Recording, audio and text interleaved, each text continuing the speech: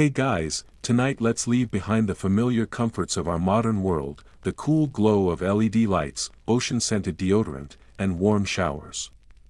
Instead, we'll take a strange and enchanting journey. Together, we'll wander through the mists of time and stroll along the slick cobblestone streets and steaming gutters of medieval Europe. But don't expect sparkling castles or ladies in flowing gowns framed in window light. What you're about to experience is far less fairy tale, and far more foul, so before we dive into this aromatic journey, take a moment to like the video and subscribe, but only if you genuinely enjoy what I do here. If this kind of storytelling speaks to you, if you love these deep dives into history's less glamorous corners, let me know. Also, I'd really love it if you dropped your current location and local time in the comments below. It always amazes me to see where and when you're listening from. Now, I suggest dimming the lights a little, maybe even turning on a fan for that gentle, comforting background hum. Let the modern world fade slightly into the background as we ease into tonight's immersive trip together. You'll squint up at towering castle walls that glisten faintly in the moonlight, their silhouettes elegant and powerful, but the illusion quickly fades as your senses betray you. The air carries the unmistakable scent of centuries-old chamber pot runoff clinging to the stones. You'll find yourself in a line at a local bakery, surrounded by townsfolk in patched wool and stained aprons, and you'll be struck with a dilemma. Is that mouth-watering smell of fresh bread winning, or is it the unrelenting stench of unwashed tunics that steals the spotlight? Forget plumbing. Forget soap dispensers. Forget the comfort of hot showers, lavender-scented body wash, and cute rubber ducks perched on bathtub edges. This is a world where water is a luxury, privacy is rare, and cleanliness is suspect. You're alone, face to face with the medieval olfactory assault, where people genuinely believed that washing too frequently might weaken the body and invite disease. The thought of lathering up too often wasn't refreshing, it was terrifying, and yes, let's be real, you probably won't make it through the week. But it won't be because of galloping knights or fiery dragons waiting in dark corners. No, it's the bacteria, ever-present and wholly underestimated. That will finish you off long before your first sword fight. You trudge, slowly and a bit hesitantly, into the muddy heart of a medieval town. The sky hangs low and overcast, painted in dull gray tones, while the air is thick enough to taste. Your boots sink into a mire that almost certainly isn't just mud, and each step produces a damp squelch that raises uncomfortable questions about what lies beneath the surface. Within mere seconds, maybe 4, tops, you're hit with a stench that is both immediate and overwhelming. Not the kind of stink you can wave away, but a full, layered bouquet of historical horror.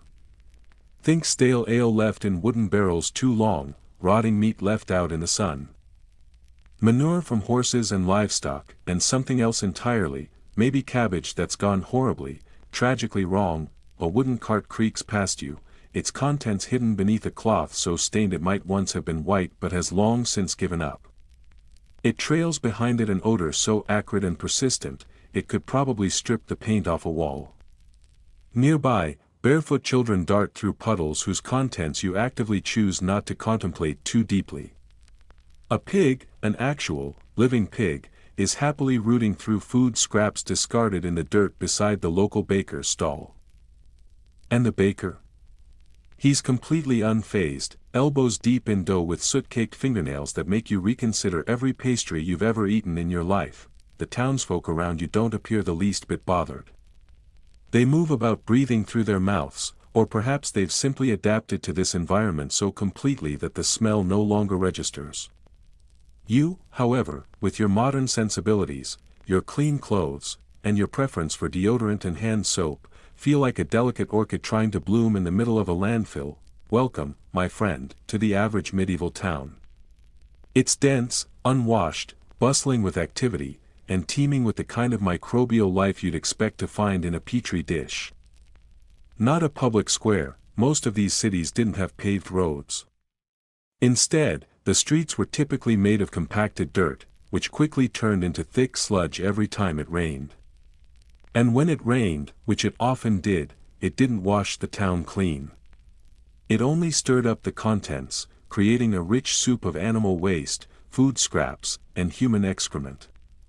Some towns had makeshift drainage ditches lining the roads, but these were rarely, if ever, cleaned. In fact, there's still historical debate over whether certain cities had any sort of systematic waste removal at all, or if most refuse simply decomposed where it landed, becoming part of the scenery over time. People back then didn't understand disease the way we do today. The concept of germs hadn't entered the public consciousness. Illness was usually blamed on bad air, otherwise known as miasma, which, to be fair, was a somewhat reasonable assumption considering what filled the air in those places. The notion that cleaning one's body could prevent illness? Not a mainstream idea. Quite the opposite. Many believed that bathing too often could open the skin's pores to sickness, making you more vulnerable, not less. In wealthier towns, you might come across a central gutter running down the middle of the road, sometimes called a kennel. Its purpose was to direct the flow of waste downhill, theoretically keeping the main walkways clearer. In reality, though, it just meant that the most unpleasant muck collected at the lowest points in town. So if your house happened to be downhill, congratulations, your home now had a lovely moat of filth, and it wasn't just the streets that held on to foul odors. The buildings themselves, constructed from materials like wood, thatch, and wattle and daub, absorbed smells like sponges. They were excellent at keeping out rain but just as good at trapping in every noxious scent. In summer, the entire town heated up like a compost pile, sending fresh waves of pungency with each gust of wind. In winter, the indoor fires meant smoke mingled with odor, holding the stink hostage inside homes where it could ferment undisturbed. Here's a quirky but real detail: many towns actually employed people called muck collectors or gong farmers. These were brave, often unsung individuals whose job was quite literally to remove human waste from cesspits and haul it outside the city walls. They usually worked at night, probably to avoid public humiliation or maybe to spare others from the smell. These individuals sometimes operated outside the usual laws of the town, given the nature of their work. After all, who was going to argue with someone who handled buckets of excrement for a living? Despite their valiant efforts, even the most committed gong farmers couldn't keep up with the daily waste production. Chamber pots were frequently emptied directly out of upper-story windows with little more than a shouted warning. Something akin to "watch out below" would signal the incoming cascade of filth. If you weren't paying attention, you might end up wearing it. And even then, getting clean wasn't guaranteed. Access to fresh water was limited, and clean water was even rarer. You pass by a tavern, its doorway dark and buzzing with flies. The interior is thick with the scent of ale, unwashed bodies, and countless spills of food and drink. Despite the overpowering aroma, it serves as a warm hub of community life. People gather there to swap stories, laugh, and maybe share more than just conversation, lice included. It's smelly, it's noisy, but it's familiar. And in a place like this, that familiarity means everything. To most people living at the time, their towns didn't seem particularly dirty. This was just how life was. If everyone and everything carried a certain aroma, it no longer stood out. It simply became the background hum of daily existence, something you stopped noticing once you grew used to it. You glance upward and catch sight of the castle looming high above the rest of the town. From a distance, it looks majestic and imposing. But don't let its grandeur deceive you. The hygiene inside those stone walls isn't much better than what you've seen in the streets below. It's just cloaked in wealth and ritual, and there you have it. Your first real impression of medieval hygiene. Not exactly a sparkling picture. But this is just the beginning.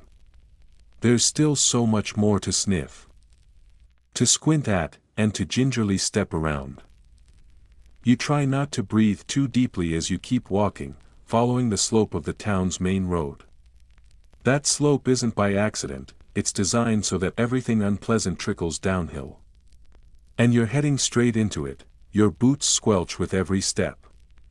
A few chickens peck at something unidentifiable in the gutter, while a boy runs past you carrying a wooden bucket. He sloshes part of its contents onto the road, and you realize too late that it wasn't water. No one around reacts. That's just the way things go here. The streets, you see, are more than just passageways. They're dumping grounds, toilets, dining rooms, playgrounds, livestock pens, and everything in between.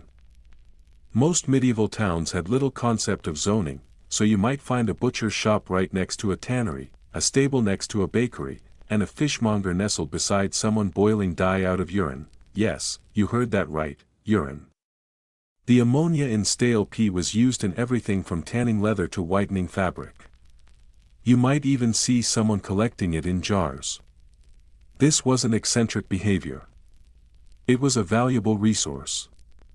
In fact, some towns even taxed its collection. The result? A smell that layered itself like a pungent onion. Animal dung, human waste, and industrial funk all mixing in the open air. One common myth you might have heard is that people in the Middle Ages didn't care about cleanliness. But that's not quite true. They did care, they just defined cleanliness differently. Many saw cleanliness as more spiritual than physical. Bathing might wash the body, but prayer purified the soul.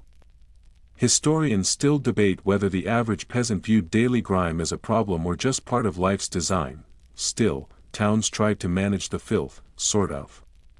In some places, street cleaning was an official duty. There were ordinances banning people from throwing waste into the street or onto neighbors' walls. But as with most things involving rules, enforcement was spotty at best.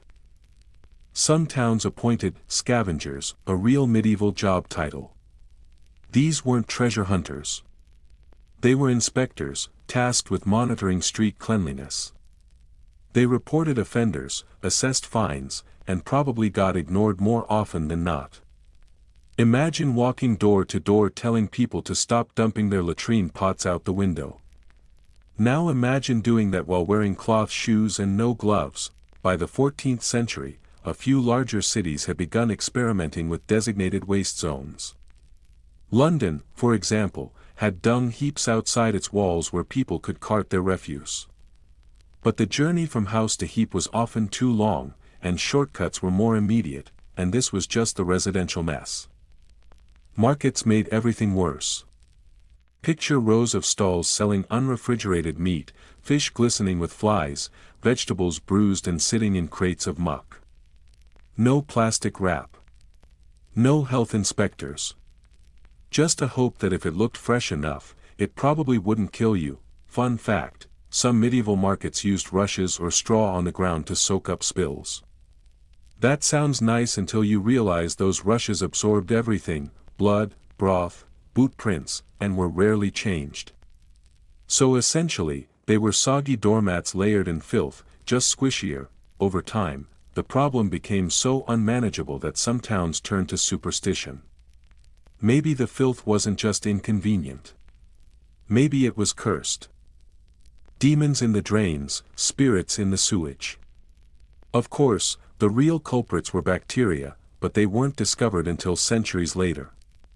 In the meantime, people blamed the smell itself for making them sick. You glance up at a second-story window. A woman empties a bowl and leans out to yell something like "Gardes lo," which loosely translates to "watch out below." Then, splash. The contents hit the street, dangerously close to your feet. A near miss. Some towns did implement curfews for waste tossing, usually after dark, but again, enforcement varied. If you needed to dump your chamber pot, you probably weren't going to walk it to the river. It's easy to judge from the comfort of a modern bathroom.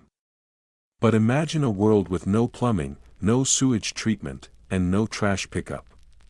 Everything you dispose of has to go somewhere, and the easiest somewhere is right outside your front door. Of course, the rich had better options, or at least different ones. They built garderobes, which were stone or wooden projections off castle or manor walls, with holes that dropped straight down. These weren't just fancy outhouses. They were architectural features. But instead of plumbing, the waste simply fell into a pit below, or a moat. That's right. Moats weren't just decorative. In many cases, they were repurposed as open-air septic tanks, and you thought castle life was glamorous. The irony? Many medieval people believed their water sources were clean because they looked clear. But clear didn't mean safe. Wells near cesspits often became contaminated, which led to outbreaks of dysentery, typhoid, and worse. Historians still argue whether people realized the link between water quality and sickness. Some evidence suggests they noticed patterns, but didn't understand the mechanism. As you reach the bottom of the hill, you find yourself at the town's edge. The air is marginally fresher here, though it still carries a tang of dung and smoke. A few farmers are dumping waste carts, the contents oozing onto land meant to fertilize future crops. You breathe through your nose again. Bad idea. You promise yourself that next time you'll bring cloves or some medieval perfume. Too bad most of those perfumes were just scented vinegar and rose water. Nice in theory. Useless against the full force of fermented cabbage stew and week-old pig entrails. You step gingerly over another suspicious puddle and wonder, for the first time, whether shoes from this era were ever waterproof. Spoiler alert, they weren't. You make your way back up the street, threading your steps carefully between restless chickens pecking at the ground, townsfolk locked in lively gossip, and a dog snoring with blissful indifference in the midst of it all. Somehow, despite the constant hum of noise and motion, the dog has found a pocket of serenity, curled up in the sun-dappled dust. You sidestep the dozing beast and continue on, weaving through the vibrant chaos with practiced ease, as you pass beneath a low-hanging roof with wooden shingles darkened by age and weather. A sudden creaking sound halts your progress. You look up just in time to see a narrow window shutter swing open. There's a quick, barely audible warning from above, something like "Beware below." Shouted in a tone so casual it borders on disinterested. And then, with the kind of careless routine that suggests this happens more often than not, the contents of a chamber pot splash down onto the cobblestones just 2 feet away from your boots. No one screams. No one even gasps. A few heads turn briefly. There are some nonchalant glances, a shrug or two, and everyone goes back to what they were doing. This isn't a scandal. It's not even news. It's just another Tuesday in town. Welcome to what might be called the chamber pot shuffle. A sort of unofficial medieval dance routine where survival depends on a finely tuned ability to avoid the daily descent of human waste from the windows above. Step lively, watch the rooftops, and pray for a good breeze. Chamber pots were the most accessible solution for indoor toileting, especially after dark. These humble containers came in all materials, ranging from simple wooden vessels to clay bowls and, for the more fortunate, metal pots. Those with a touch of wealth might have owned pewter ones, reflecting a touch of status even in the most undignified corners of domestic life.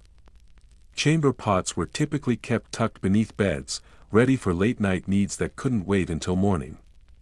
In households with servants, the contents were discreetly emptied each day.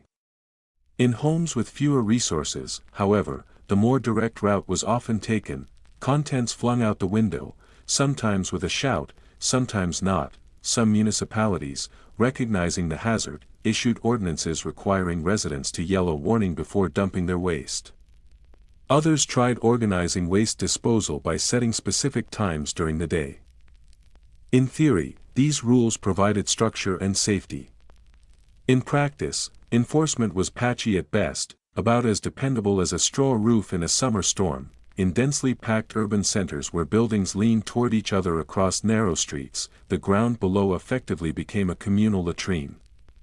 Wealthier individuals, aware of this danger, often employed attendants to walk beside them, holding wide umbrellas. These were not designed for protection from rain, but rather from the very real threat of airborne waste. Some nobles even went so far as to wear protective hoods crafted from wood or leather, known as coifs, shielding their heads from more than just sunlight. This seemingly careless attitude toward human waste had little to do with laziness. It was largely a matter of limited options. Most homes lacked private latrines, working plumbing, or enclosed yards. For a medieval peasant living in a cramped one-room cottage, venturing outside in the dead of night could mean confronting thieves, wild animals, or worse, the spirits of folklore. Smelly though it was, the chamber pot offered safety and convenience. Still, even the most tolerant towns had their limits. In major cities like Paris or York, homeowners could be fined for allowing their cesspits to overflow, a public hazard and a frequent source of community complaints. Town records from the 13th and 14th centuries contain both amusing and disturbing accounts of neighbors bringing lawsuits over runaway waste and overflowing ditches, turning sanitation disputes into local drama. For those who couldn't ignore the accumulating mess, there were nightmen, also known as gong fermours. These workers were responsible for collecting and disposing of human waste, not only from cesspits but also from the streets when things got particularly grim. Clad in long cloaks and high boots, they worked by torchlight under the cover of darkness. In some places, they were allowed to keep what they collected, selling it to farmers as fertilizer. Unpleasant as the job was, it served a crucial role. Waste, after all, still had value. Chamber pots were deceptively simple. Using one required timing, coordination, and a little bit of privacy, something in short supply when sharing a house with 5 or 6 others. These homes often had no doors between sleeping and living areas, and walls were thin if they existed at all. Privacy was scarce. Odor was inevitable. Mishaps? Practically guaranteed. You pass a doorway and glimpse the interior of a modest dwelling. A fire smolders in a small hearth. Bundles of herbs hang from beams. A worn blanket lies rumpled on a straw-strewn floor beside a few basic tools. Beneath the bed, partially hidden in the dimness, is the familiar silhouette of a chamber pot. It is old, its rim darkened by years of use. No one mentions it. No one needs to. Its presence is understood. During festivals, especially when ale flowed and inhibitions vanished, the sanitation situation could worsen dramatically. Streets would sometimes be ankle-deep in refuse by morning. Some monasteries, recognizing the damage this caused to their carefully designed drainage systems, banned nighttime celebrations entirely. This wasn't out of moral prudery but out of sheer exasperation. As for whether people tried to treat their waste before hurling it, scholars remain divided. Some argue that ashes, straw, or other materials were used to cover waste and reduce odor. Others believe most people simply dumped it as it was, with no additional thought. Documentation from the period is inconsistent. But one thing is certain, managing human waste was a universal problem, yet nobody seemed truly responsible for it. In rural areas, chamber pots were far less common. People relieved themselves outdoors, in outhouses or by venturing into the woods, often accompanied by dogs for protection. Modesty played no part.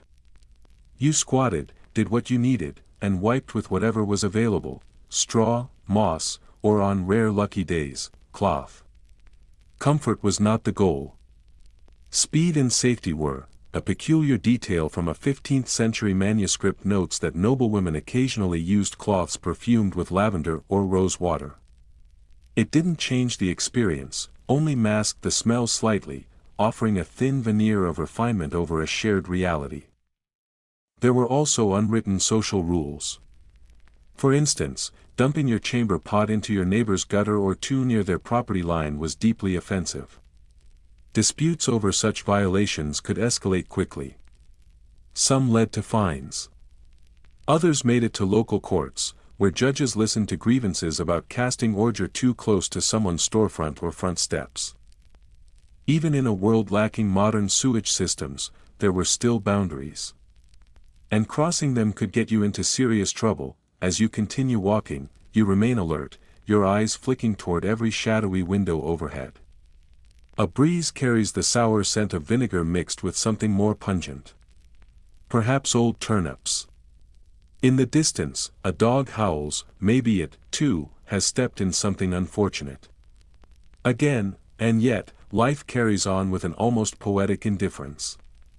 Children shriek with laughter as they chase each other through alleyways. Bakers call out to customers as loaves cool on wooden racks. Merchants argue over the price of dyed wool. The backdrop is grimy, imperfect, even hazardous, but to the people living within it, it is simply life. No more unusual than a cloudy sky or a pebble in one's boot, except, of course, a cloudy sky doesn't usually come with the risk of being hit by someone else's chamber pot. As the town bell tolls somewhere in the distance, its low, echoing chime ripples across the rooftops, you make your way along a narrow, cobbled alleyway. The passage is flanked by leaning walls of timber and plaster, their surfaces weathered and cracked from years of sun and smoke. Eventually, the alley spills out into a small square, a cozy pocket of space nestled among the buildings. There, a crowd has begun to gather in front of a timber-framed structure. Steam curls lazily from the narrow windows, soft and ghost-like in the fading light. From within, the sounds of laughter rise and fall, occasionally punctuated by the splash of water sloshing over the edge of a tub. Above the heavy wooden door, a sign creaks in the breeze. 2 bathtubs are carved into its surface, their outlines softened by time and rain. Welcome to the bathhouse. You duck your head as you step through the low doorway. The moment you cross the threshold, a wave of warmth and damp air wraps around your skin like a thick cloak. The scent inside is heady and complex, a mingling of herbal oils, aged wood smoke, and the unmistakable presence of people. Many people. Their voices murmur in pockets of conversation, their laughter bounces off wet stone, and the air is filled with the sound of gentle splashing. In the Middle Ages, public bathhouses were far more common than you might imagine. Particularly in the earlier centuries of medieval life. And in Islamic cities such as Cordoba and Baghdad, the act of communal bathing was not only accepted but celebrated. It was fashionable. Even in various regions across Europe, many bathhouses welcomed the public regardless of gender, allowing both men and women to share the same warm waters. These communal establishments charged a modest fee for entrance, and for that price, patrons could soak, socialize, and shed the day's burdens in water that, by modern standards, was less than pristine. Think of it as a blend between a rustic spa and a medieval version of a social lounge, but before you start reaching for a loofah or envisioning marble fountains, remember this was no luxurious sanctuary. These bathhouses were often rudimentary. The water in the tubs was rarely changed throughout the day. As a result, by nightfall, each basin had cradled not only a steady rotation of bodies but also their accumulated sweat, soil, and possibly worse. Cleanliness, in this context, was relative. Most patrons used the bath simply to rinse off the outer layer of dirt or to warm their joints, not to scrub themselves with the vigor or soap we associate with bathing today. Many bathhouses featured multiple tubs, each kept at a different temperature. The water was usually heated by stoking wood fires beneath stone or copper basins. A typical establishment might offer a hot room to sweat in, a warm basin to soak in, and a cold plunge to awaken the senses. For those with a few extra coins, attendants were on hand to assist with washing or shaving. And no, not all of the services provided were strictly hygienic in nature. To this day, historians continue to debate whether these spaces frequently served as covert brothels or whether that reputation grew over time due to changing attitudes and moral panic. As the perception of public bathing shifted, particularly in parts of Europe, bathhouses began to be associated with moral decline and impurity. Over time, the enthusiasm for shared bathing began to wane. By the 16th century, many of these institutions had either closed their doors or been converted into entirely different establishments. A complex mix of religious conservatism, fear of contagion, and evolving social expectations cast doubt on the once popular ritual of bathing. One of the more peculiar developments came during outbreaks of the plague. At those times, some physicians and thinkers believed that bathing could actually make one more susceptible to disease. Their reasoning was that hot water opened the pores of the skin, creating an entryway for miasmas, or foul airs, which were believed to carry illness. Better, they said, to leave the skin sealed beneath a crust of filth than to risk exposure by bathing. You settle down on a low bench beside a steaming tub, the moisture in the air curling around your clothes. An older man sits nearby, methodically scrubbing his elbows with a threadbare cloth.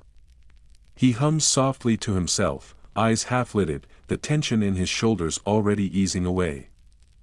Around you, voices drift through the thick steam, rising and falling in quiet conversation. Near the far corner of the room, someone gently pours warm water over their back using a carved wooden ladle, the liquid glinting briefly in the lantern light before vanishing into the tub. It is, surprisingly, peaceful. Amid the haze and heat, it becomes clear that even in a time so often associated with dirt and discomfort, people still yearn for ease and a sense of restoration. Now for a curious historical tidbit. In some bathhouses, particularly in Germanic regions, patrons would wear small linen caps or cloths tied around their necks while bathing. These items were intended to preserve modesty. Though modesty was a flexible concept in this context. After all, you were still largely naked, soaking in a warm tub with a roomful of strangers. Looking up, you notice a bundle of dried herbs hanging from a ceiling beam. It is not merely a decorative touch. These bunches, often consisting of rosemary, sage, or mint, were used to scent the air and, more importantly, to ward off illness. Many believed the oils released from these plants carried protective qualities. Some bathers would even rub the fresh leaves onto their skin, hoping the aromatic oils might repel disease.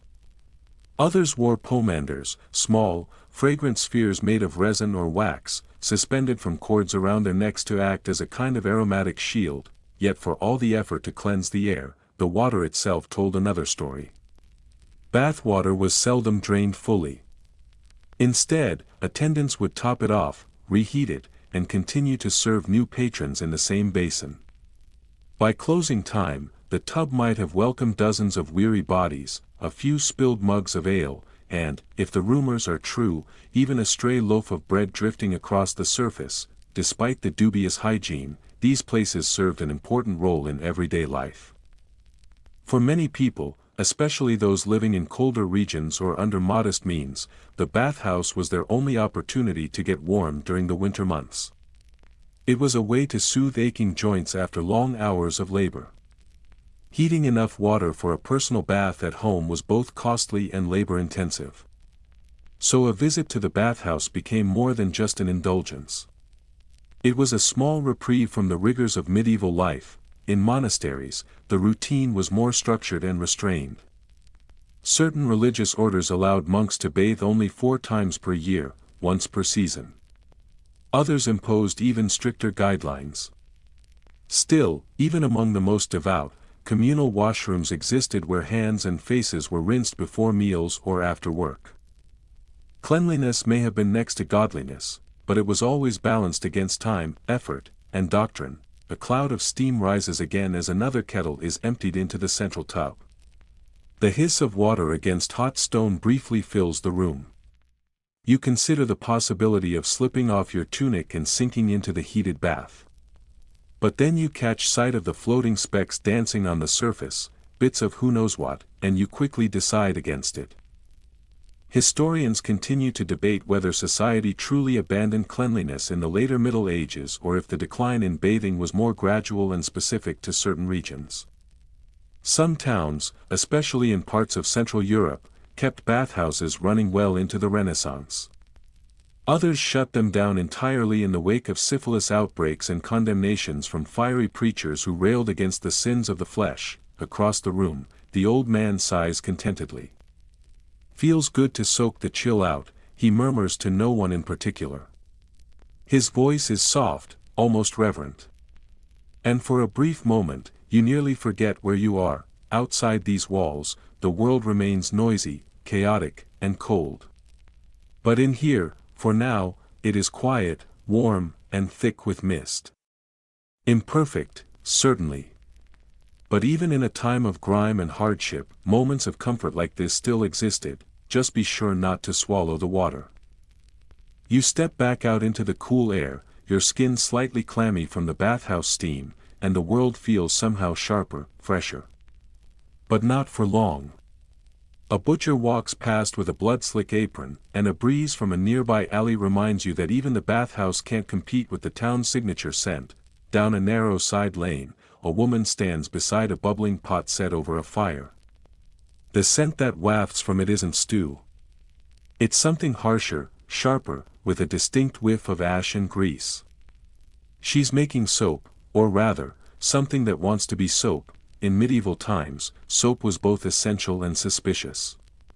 People used it, but not often enough to make it a cornerstone of cleanliness. The process was laborious, smelly, and slightly dangerous, involving caustic lye and animal fat. It was more chemistry experiment than hygiene solution. You crouch nearby and peer into the pot. It's filled with a pale, bubbling mixture. Animal fat, rendered from pigs or cattle, floats to the top while the lye, made from boiled ashes, simmers below. The woman stirs with a wooden paddle, careful not to let it splash. Lye could cause burns if mishandled. In fact, soap making was often relegated to the edges of town, partly because of the smell, and partly because no one wanted exploding buckets of chemical stew near their thatched roof. Once cooled and hardened, the soap would be sliced into pale yellow or grayish bricks. It wasn't fragrant. It wasn't fancy. But it worked, sort of. The soap you're watching come to life would be used for washing clothes, scrubbing floors, and occasionally, when diluted enough, rubbing on the body. But it was harsh. Think sandpaper mixed with ashes. Most folks didn't use it daily, and many associated it more with laundry than with personal hygiene. Historians still argue whether people routinely bathed with soap or simply rinsed with water. Some evidence suggests soap was reserved for special occasions or used more by tradesfolk, such as wool workers or butchers, who dealt with persistent grime. Meanwhile, the wealthy had alternatives.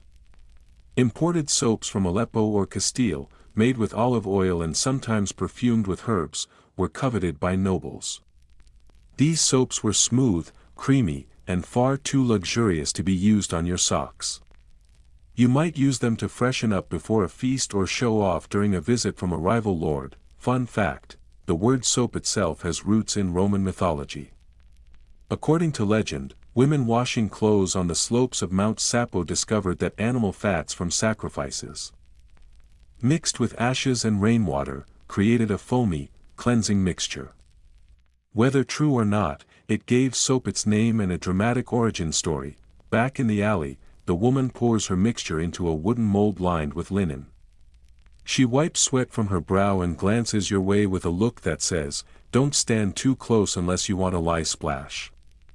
You step back. Soap was valuable, but not widespread. Most peasants couldn't afford to buy it regularly, so they used alternatives such as ashes, sand, or just vigorous rubbing. And for many, the act of washing wasn't about removing all dirt.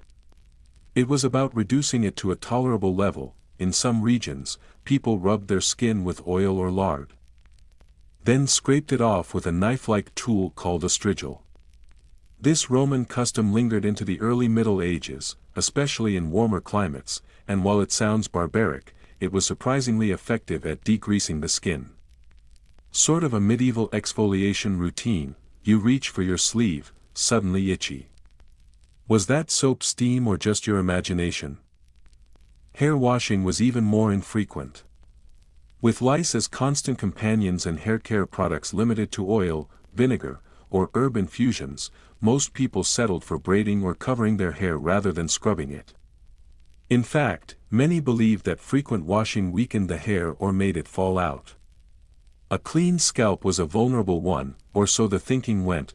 Quirky tidbit time. In Scandinavia, birch sap was sometimes used as a shampoo substitute, prized for its sweet smell and supposed healing properties. Birch water and egg yolk were both part of some beauty routines. It worked, in theory. At least better than ashes and goose fat. You turn a corner and come across a man with hands stained brown from scrubbing laundry in a nearby stream. He's slapping clothes against rocks, then rinsing them in water so murky you wouldn't dip your toe in it voluntarily.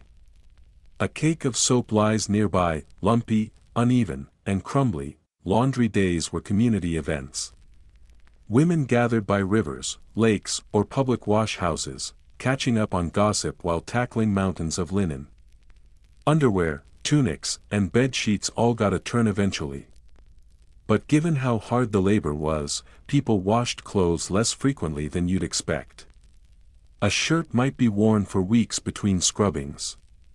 Linen undergarments soaked up sweat and grime, and since they were washable, they bore the brunt of medieval mess, and let's be honest. Soap could only do so much.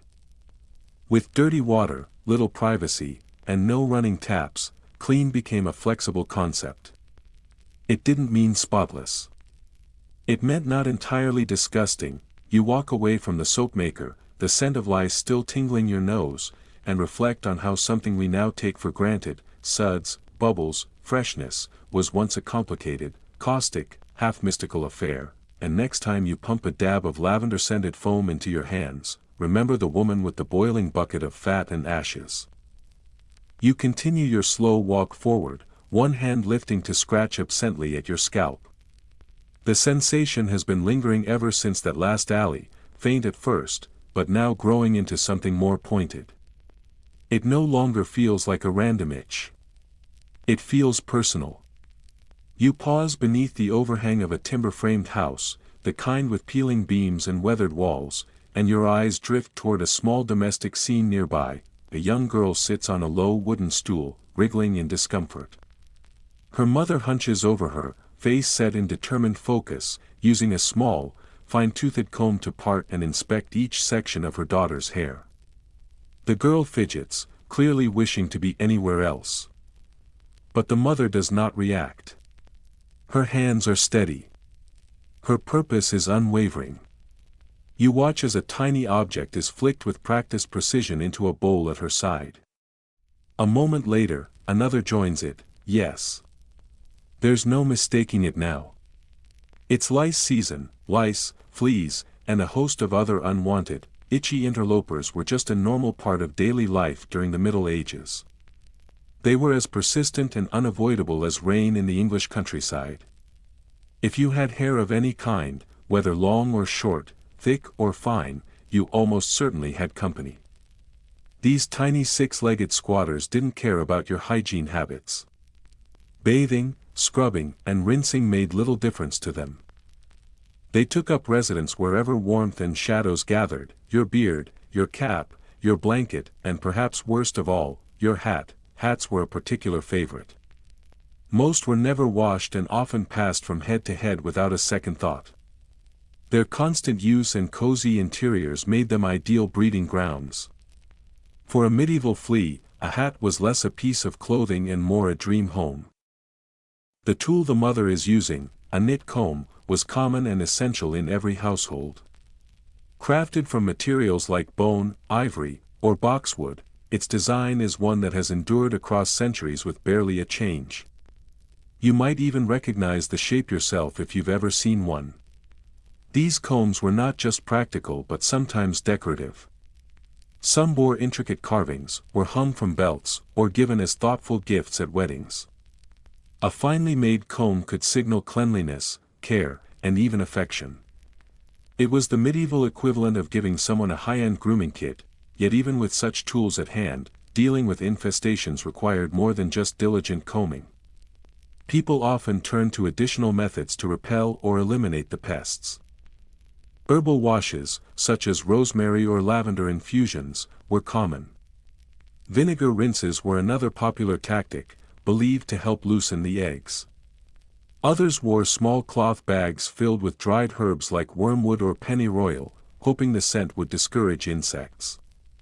Whether these methods were genuinely effective or simply folk remedies passed down from generation to generation is still debated.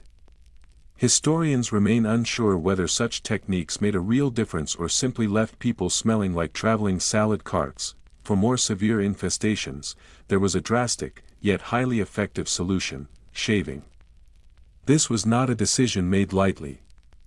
It was a last resort, but sometimes the only one that worked. Monks, for example, had already embraced this practice. Their tonsured scalps weren't just spiritual symbols. They were practical hygiene measures. With little or no hair to hide in, lice had fewer places to live. It made daily washing simpler, and for once, the itch could be held at bay. There were even times during health crises, such as outbreaks of plague or massive waves of lice infestations, when entire communities would submit to group head-shaving sessions. It was a communal act of prevention and desperation. Admittedly, it wasn't a flattering look, especially for the women, but the relief it offered could outweigh the sting to vanity. After all, nothing destroyed self-esteem quite like relentless scratching and open sores. One particularly curious belief held by some medieval thinkers was that lice did not actually come from other people, but rather formed spontaneously on the body from sweat, filth, and divine displeasure. According to one 13th-century manuscript, lice were a divine invention, created by God Himself as a reminder to humans not to become too proud or forget their place in the world. A sort of living, crawling humility lesson. A divine itch, quite literally. You step through the doorway of a weaving shop, blinking as your eyes adjust to the dim interior. Inside, several women are seated around a low table, weaving lengths of linen cloth. Their hands move with mechanical ease, practiced from years of repetition. As one woman leans forward, a glint of light catches your eye. Tucked just inside the fold of her sleeve is something metallic. A lice comb. It is half hidden, but unmistakably present. Always near, always ready, haircare in this era was less about achieving a sense of sparkling cleanliness and more about containment, control, and deterrence. For men, beard care meant oiling facial hair with substances like goose fat or olive oil, giving it some shape and, perhaps, discouraging invaders. Women, on the other hand, often braided their hair tightly, then wrapped it in linen cloth or concealed it entirely beneath layers of veils, hoods, or wimples. These coverings served both practical and cultural purposes. Modesty may have been the public reason, but behind closed doors, it was also about trapping the bugs or keeping them out in the first place, and it wasn't only the hair on the head that required attention. Body hair, too, came under scrutiny. In warmer regions, individuals used sticky sugaring pastes or abrasive scraping stones to remove it. These methods were crude, sometimes painful, but surprisingly effective. Meanwhile, in colder climates, body hair was often left intact, regarded not as a nuisance but as an asset that provided warmth during harsh winters.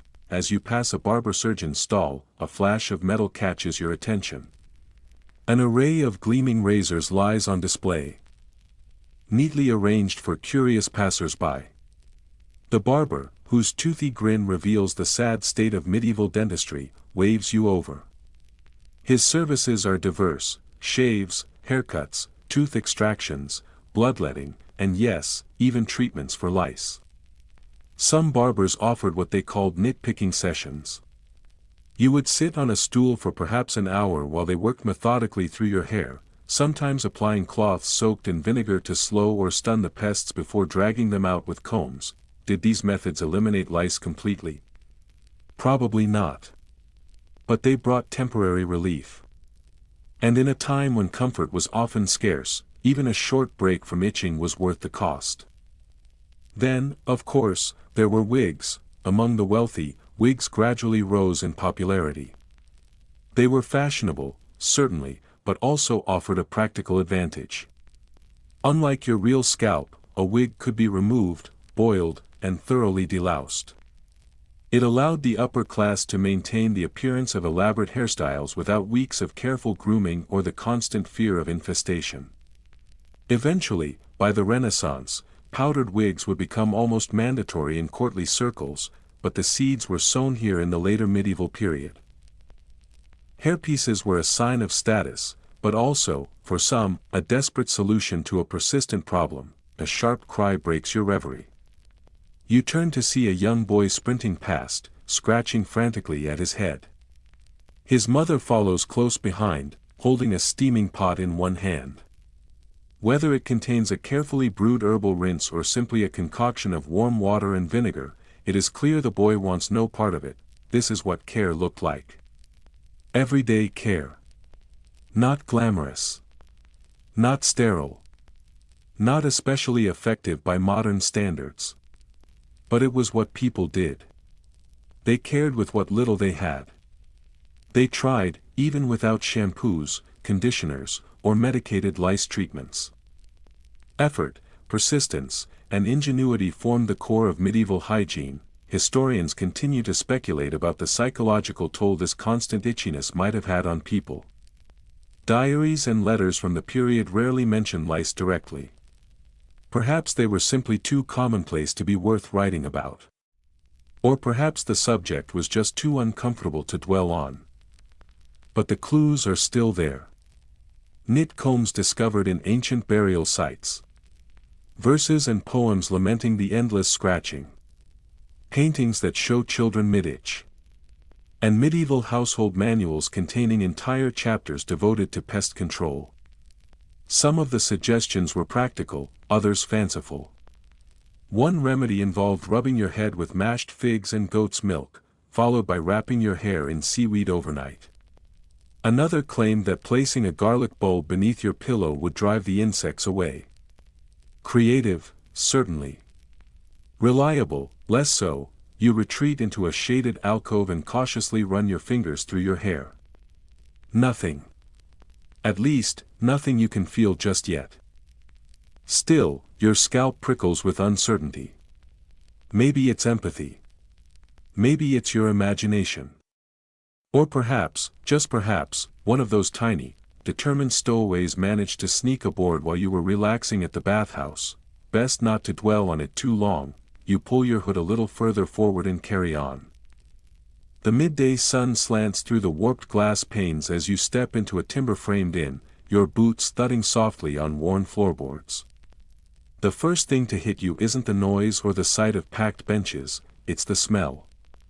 A warm, pungent cloud of roasted onions, wood smoke, and an unmistakable, very human undertone of feet wraps around you like a heavy curtain. It's not unpleasant, not exactly. Just deeply lived in. The kind of smell that says people have eaten, slept, argued, and laughed here for generations. Long wooden benches stretch out beneath thick, sagging ceiling beams, filled nearly to capacity with travelers and locals alike. They sit shoulder to shoulder, elbows bumping as they lean over trenchers piled high with food. Cups of ale sit dangerously close to elbows, constantly refilled, constantly passed around. The hum of conversation blends with the occasional shout, a burst of laughter, or the hollow clunk of mug on wood. It is time to eat. But do not expect the familiar comfort of forks. You edge your way in and find a narrow gap at the end of a long table. You squeeze yourself into the space, careful not to disturb the stranger gnawing on a bone to your left. Glancing around, you notice immediately, no one is washing their hands. No one has washed their hands. And yet food is being shared freely, fingers dunked into sauces, chunks of meat pulled apart and passed around without hesitation. There is no pause. No grimace, no hesitation. Welcome to the delicate choreography of medieval dining, where the idea of hygiene revolved far more around symbolism and social ritual than around modern ideas of cleanliness or sanitation. To understand what hygiene meant at the table during the Middle Ages, you must first unlearn your modern instincts. Of course, there were rules. There were customs. But they may not be the ones you'd expect. For instance, washing hands before a meal was customary, especially if you were dining in the presence of nobility or high-ranking individuals. Yet the hand-washing was more ceremonial than effective. A servant would approach with a jug of rosewater or lavender-infused water, slowly pour it over your fingers, catch the runoff in a shallow bowl, and then offer a clean linen towel to pat yourself dry. Voila! Clean hands, at least by the standards of the day. Historians still debate how much this ritual actually accomplished. With no scrubbing, no soap, and no attention paid to fingernails or the cracks in calloused skin, it's likely that this was less about cleansing and more about courtly display. In reality, one was probably just perfuming yesterday's grime and disguising the tactile evidence of a day spent living in the medieval world. Still, etiquette mattered deeply. Rules existed not just to show refinement, but to avoid looking like an uncultured brute. For example, you were advised to eat with only 3 fingers, not your whole hand. Excessively licking your fingers was frowned upon. Dipping into the shared sauce bowl more than once was poor form. And, importantly, one should never, under any circumstance, wipe their nose on the tablecloth. These were not idle suggestions but directives laid out in popular conduct books of the time. Yes, even in an era often associated with dirt and disorder, there were guidebooks filled with social instructions for the aspiring gentle person. One particularly memorable gem comes from a 15th century manual that advised diners not to blow their nose with their hand while eating. It's advice that holds up remarkably well across the centuries. You glance sideways at your neighbor again. He is tearing with evident pleasure into what looks like a roasted leg of duck, wiping his greasy fingers on the edge of his tunic without a second thought. His cheeks are puffed out with meat. His chin is slick with juice. No one around him seems to notice or care. This is simply how things are, because, as it turns out, medieval people were taught to keep things neat, but according to their own logic. Consider the trenchers laid out before each diner. These are not plates in the modern sense. They are thick slabs of day-old bread, durable enough to hold generous portions of meat, sauce, and vegetables. As you eat, juices soak into the trencher, softening it. When the meal ends, the trenchers are sometimes eaten, sometimes tossed to the dogs, and sometimes collected to be given to the poor. No dishwashing required. Your cup, carved from horn or whittled from wood, is yours for the evening. That said, it might still be shared among friends, a spouse, or even a stranger if the mood strikes. Knives, similarly, are often brought from home or shared. Spoons may be provided at finer establishments, but forks, those are rare, foreign, and widely distrusted. Some even consider them unnecessary, suspicious, or worse, effeminate, so you eat with your hands. Carefully. Respectfully. Just like everyone else, partway through the meal. Water is brought around again.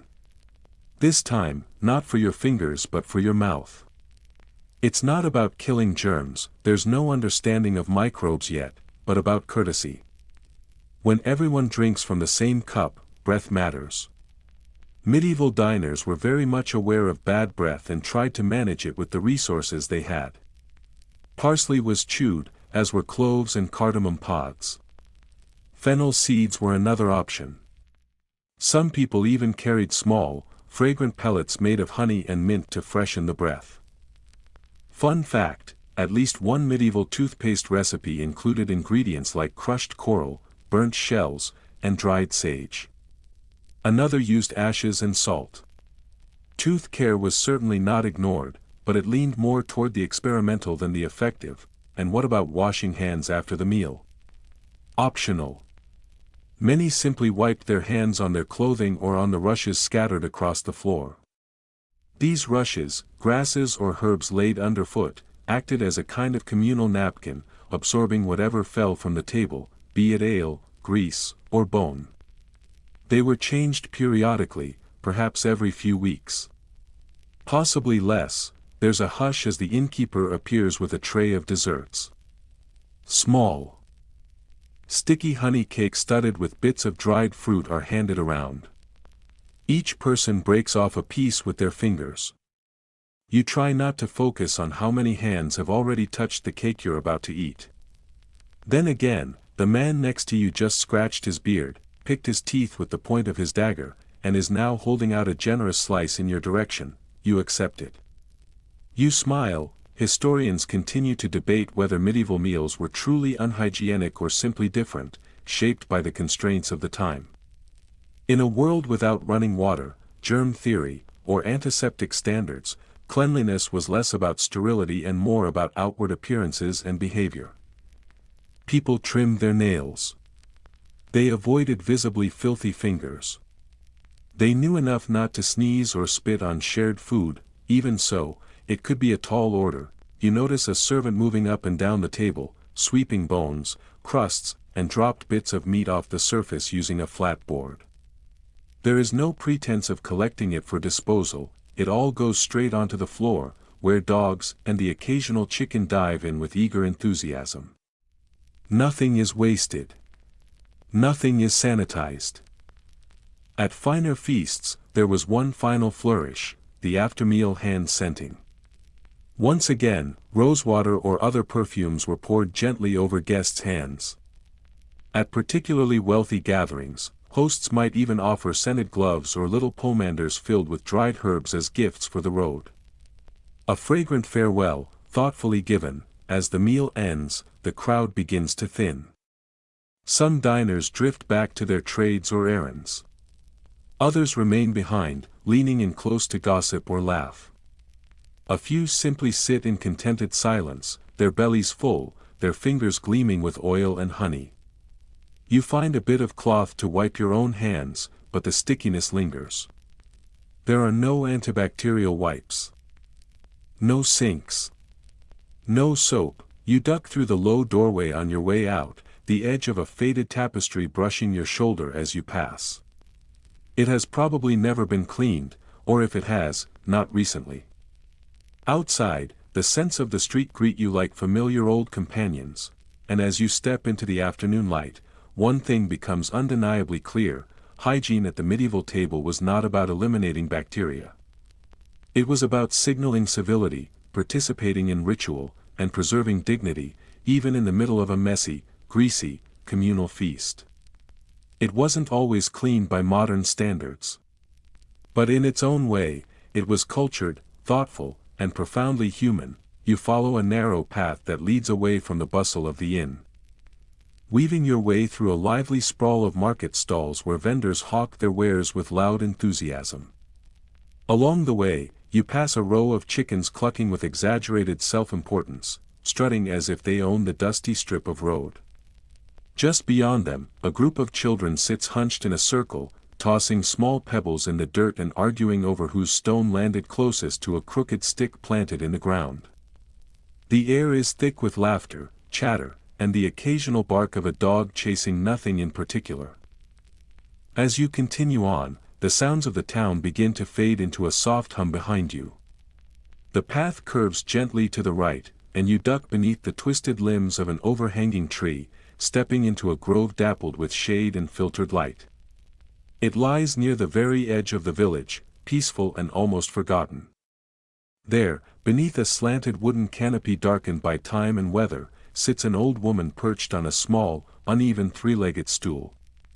Her hands are gnarled with age, her fingers wrapped around a stick that looks worn, fibrous, and unmistakably chewed at both ends. She looks up as you approach, her smile slow but kind, and with a slight nod, she gestures toward a wide, shallow basket brimming with dozens of sticks that closely resemble the one she's holding. You realize you've stumbled upon something unusual, a glimpse into medieval dental care, such as it was practiced in a time long before porcelain crowns or sonic toothbrushes. Forget the toothpaste tubes that foam and sparkle, the minty floss that glides between molars, or the whitening strips promising radiant smiles. In the Middle Ages, oral hygiene looked very different. The most commonly used tools for cleaning teeth were nothing more than twigs, often referred to as chew sticks. These thin branches were usually taken from trees with naturally fragrant or mildly astringent properties, such as birch, willow, or walnut.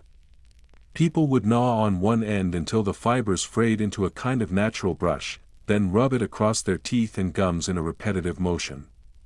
It might sound crude, and it certainly was, but for its time, it worked well enough to pass as effective.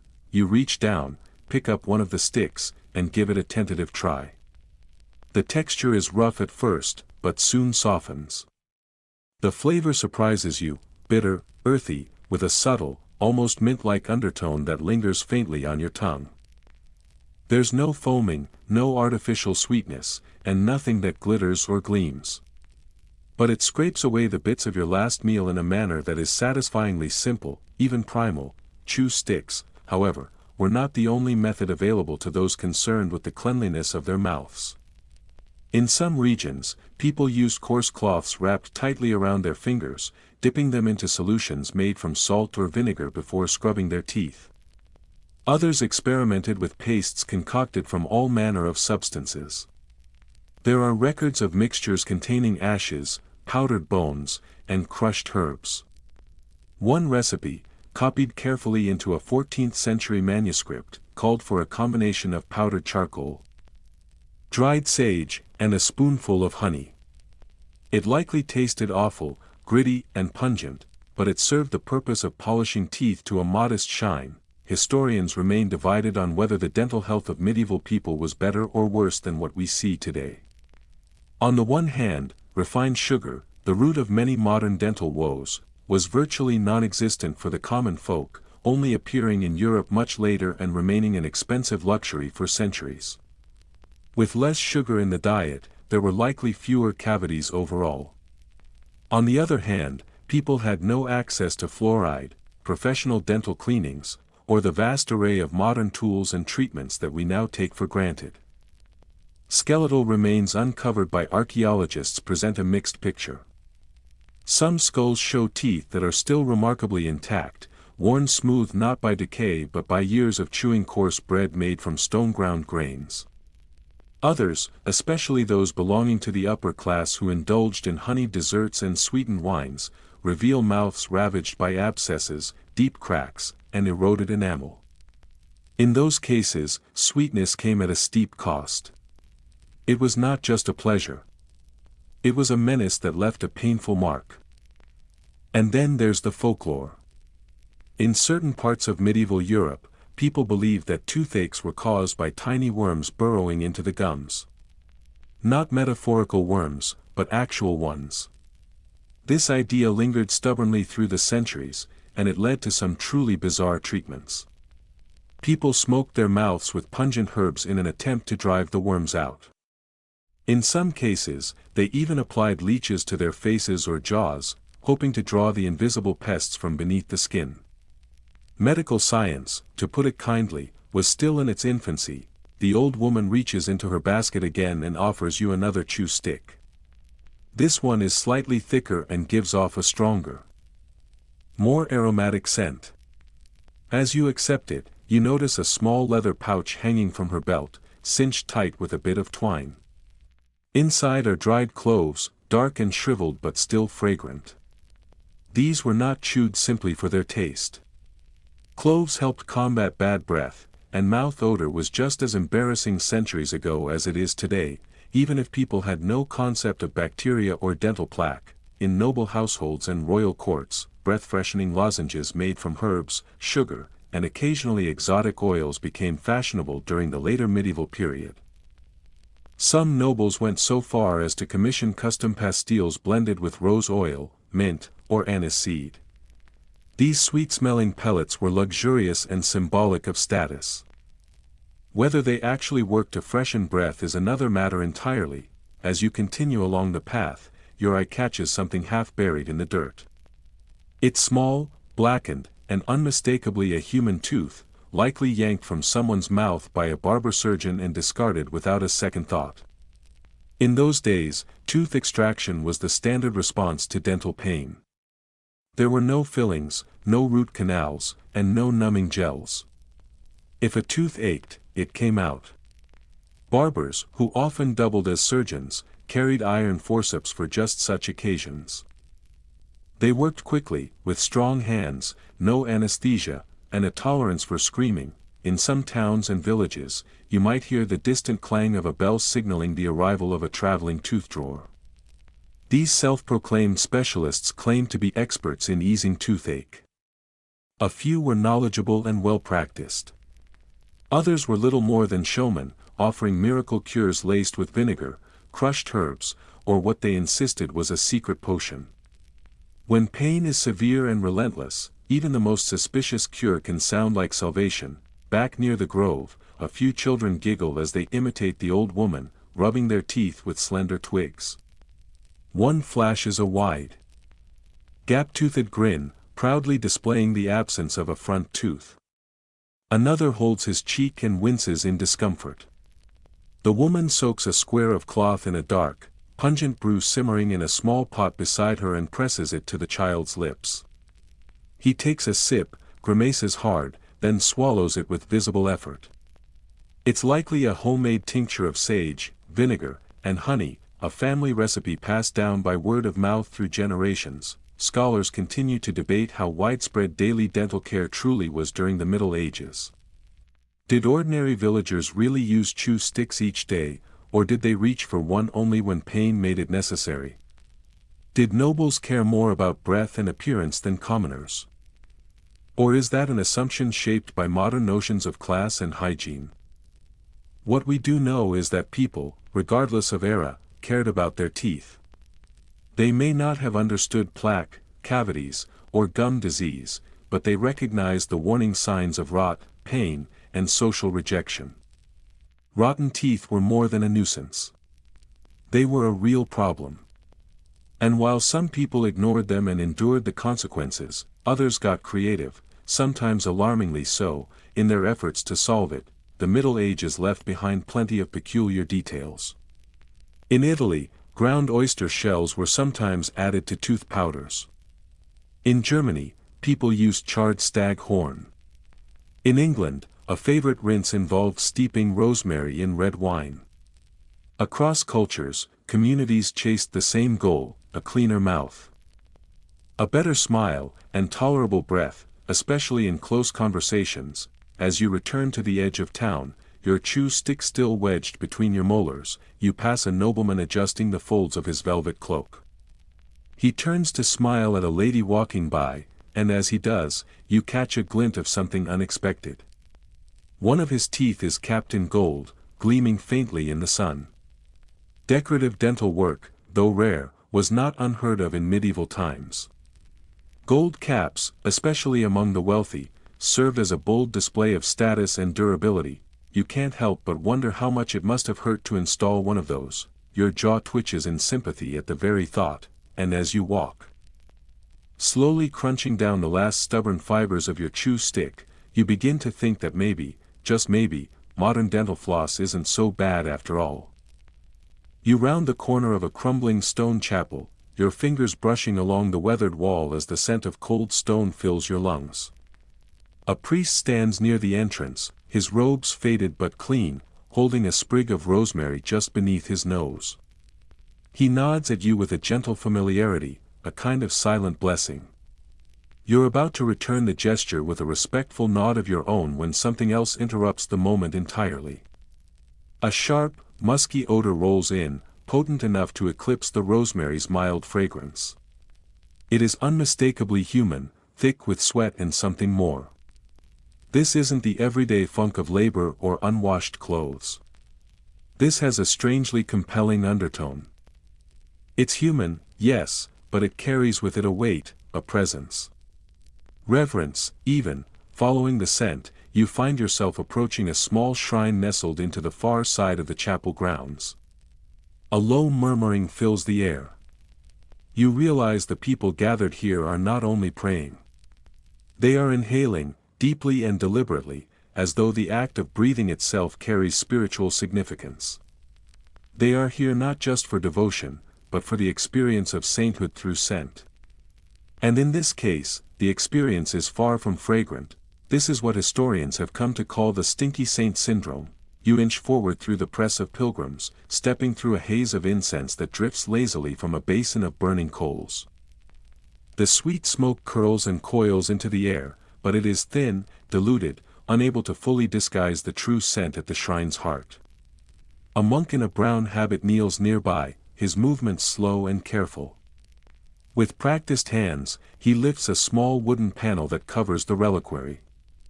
Beneath it lies a withered body, the preserved remains of a long-deceased holy figure. The crowd collectively leans in, and you hear the soft rustle of cloth as some cross themselves. A few close their eyes, their lips whispering prayers, their faces turned toward the relic with expressions of peace and awe. To a modern nose, what wafts from the reliquary would likely trigger a recoil. It smells of old dust, damp wood, and the unmistakable notes of organic decay.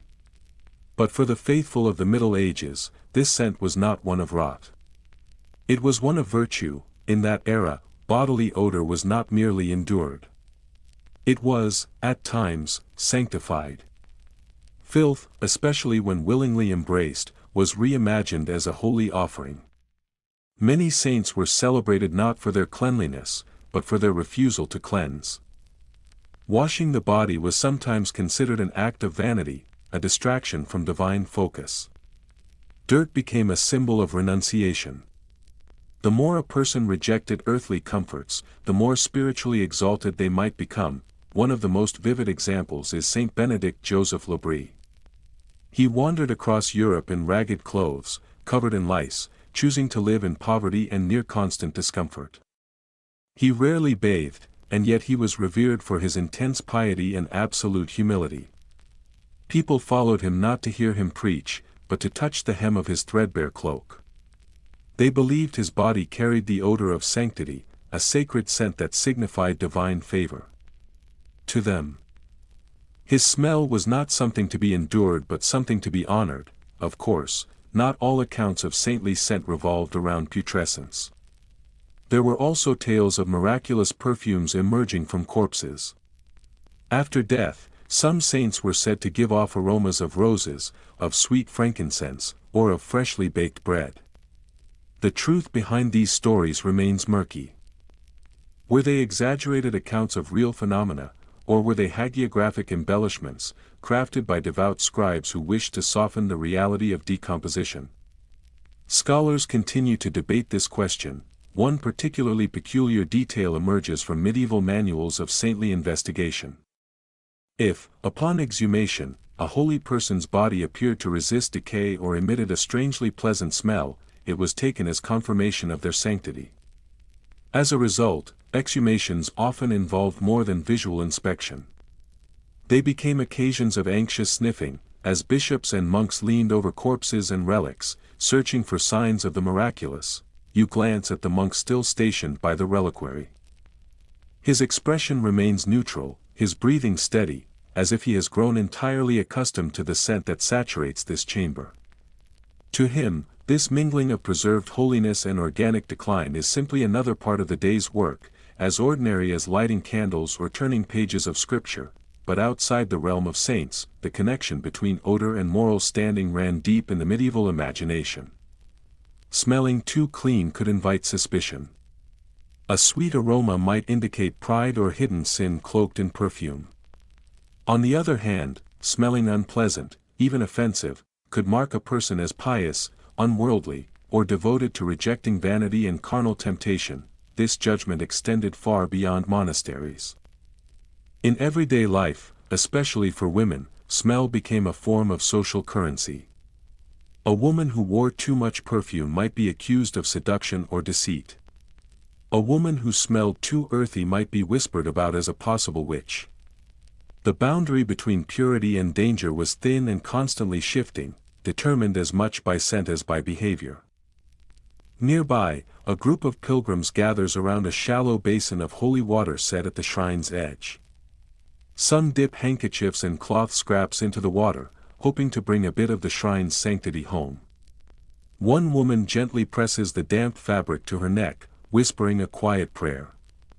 A young child beside her clutches a sprig of dried herbs, his wide eyes darting between the reliquary and the murmuring adults. Other visitors arrive carrying small jars filled with scented oils. They open them, mixing the contents with the air around a saint, perhaps hoping to fuse the divine odor with something more familiar. A strange blend, part holiness, part hygiene, for the people of the Middle Ages.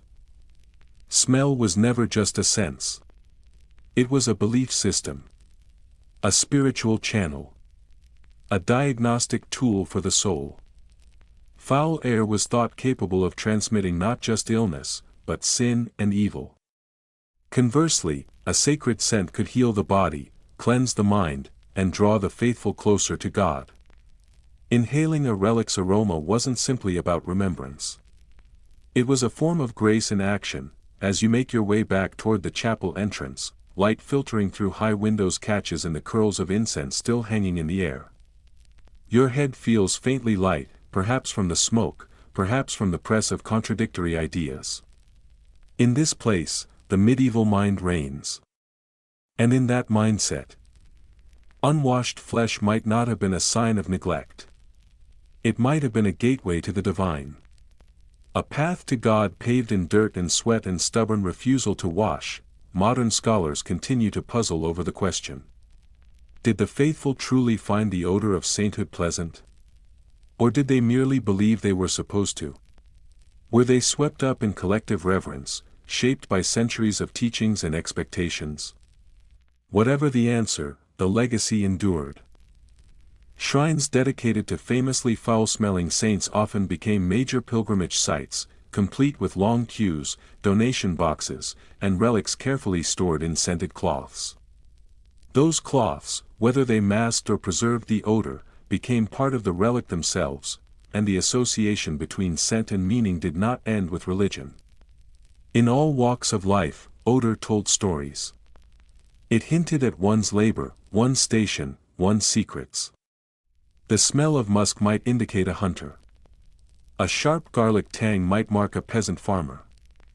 A delicate trace of frankincense or beeswax. Perhaps a cleric. You pass a stall near the chapel gates, where a young man hawks bundles of herbs wrapped in pale linen. He smiles and beckons you over, his voice low but urgent as he extols the virtues of dried marjoram. He claims it wards off plague breath, banishes nightmares, and offers spiritual protection. You hand over a few coins, more out of curiosity than conviction, and slip the bundle into your tunic. It gives off a sharp, lemony scent, something medicinal and oddly calming. Even now, long after the heyday of the saints and their scented miracles, we understand that smell is memory. It is identity. In the Middle Ages, it was something more. People might forget your face or mishear your name. But by your smell, they would know your place, your habits, your sins, and your path through the world. A single whiff could speak volumes, so when you finally walk away from the shrine of the town's most pungently famous saint, you do so with a strange sense of reverence. Not only for the relic, but for the human nose. And for the extraordinary ways medieval people used scent as a bridge between the mortal and the sacred. Even if that bridge was built on flesh that hadn't been washed in months. As the sun begins its slow descent toward the horizon, the sky glows in warm hues of amber and gold. Its fading light spills gently across crooked rooftops, worn shutters, and the moss-darkened walls of the village. Everything is soaked in that soft, forgiving glow of evening. You find yourself approaching a modest cottage nestled among leaning fences and overgrown weeds, where a single clothesline stretches from post to tree, fluttering gently in the breeze. The laundry hung there isn't much to speak of. Not luxurious linens. Not fine, pristine sheets fluttering like banners. Just two plain tunics, their coarse fabric tugged slightly by the wind, and something else, small, simple, and rather ambiguous, barely clinging to the line. You blink, uncertain. Is that truly all it is? Because during the Middle Ages, the world of underwear was far from luxurious or extensive. In fact, it was barely a world at all. Welcome to the realm of medieval undergarments, where fabrics were rough, options were few, and modesty was a relative concept. You step closer to the gently swaying line, letting your eyes settle on the loose-fitting linen shirt and the modest pair of brays hanging beside it. These garments make up what passes for this household's intimate wardrobe. The brays, pronounced brays, are simple and practical. Worn by men across much of medieval Europe, they were considered the foundational undergarment of the era. Think of them not as snug modern briefs, but as baggy boxer shorts, sometimes reaching down to the knees. They were typically tied at the waist with a drawstring or a length of cord, which made them easy to secure and just as easy to remove when nature called. That practicality mattered. But what about women? Here, the picture becomes far murkier. Most medieval women wore long linen shifts beneath their dresses. These simple, ankle-length garments served a dual function, part underwear, part nightgown. They absorbed sweat and bodily oils, helping to protect outer garments from grime and wear. Whether women commonly wore anything more than the shift beneath their layers is still a topic of ongoing historical debate. Some scholars argue that female underpants existed, while others insist that the notion is largely a projection of modern sensibilities backward onto a time that operated under entirely different rules of modesty and necessity. Evidence is scarce, and written records even scarcer. You lower yourself onto a weathered log nearby, letting your eyes wander toward a small tailor's shop down the lane. Bolts of linen are being rolled out inside, their pale surfaces catching the last glimmers of sunlight like slow-moving river water. Linen, not cotton, was the fabric of choice for undergarments in the medieval world. It was breathable, somewhat affordable depending on your social standing, and far more comfortable than alternatives. Wool was too coarse and scratchy to wear directly against the skin. Silk, on the other hand, was an expensive luxury reserved almost exclusively for the nobility and upper clergy. If you were fortunate, your undergarments were made with some care. Stitched cleanly, soft against the skin. If not, they chafed, pinched, or sagged in all the wrong places, and forget the idea of a well-stocked drawer brimming with options. Most common folk had just a single set of underclothes. At most, two. These were worn daily, sweated into, sometimes rinsed by hand, and hung out to dry when the weather allowed. Washing wasn't routine, it was conditional. If you were wealthier and had more than one set, that fact alone could set you apart. The luxury wasn't in the garment itself, but in the ability to stay clean, or at least less noticeably dirty. To flaunt it, you didn't show your underwear. You showed that you didn't reek. That implication alone was powerful. Here's a curious tidbit that might catch you off guard. In colder climates, people sometimes stuffed bits of straw, wool, or even moss between layers of clothing for warmth. It acted as primitive insulation. While this method helped preserve body heat, it also added considerable bulk. With enough layers, movement became a challenge, and breathing freely could feel like a secondary concern. But survival often came before comfort. You peer into a wicker laundry basket sitting under the clothesline and spot something odd, tucked at the bottom. It's a triangular scrap of cloth with a few laces sewn into its corners. Not decorative.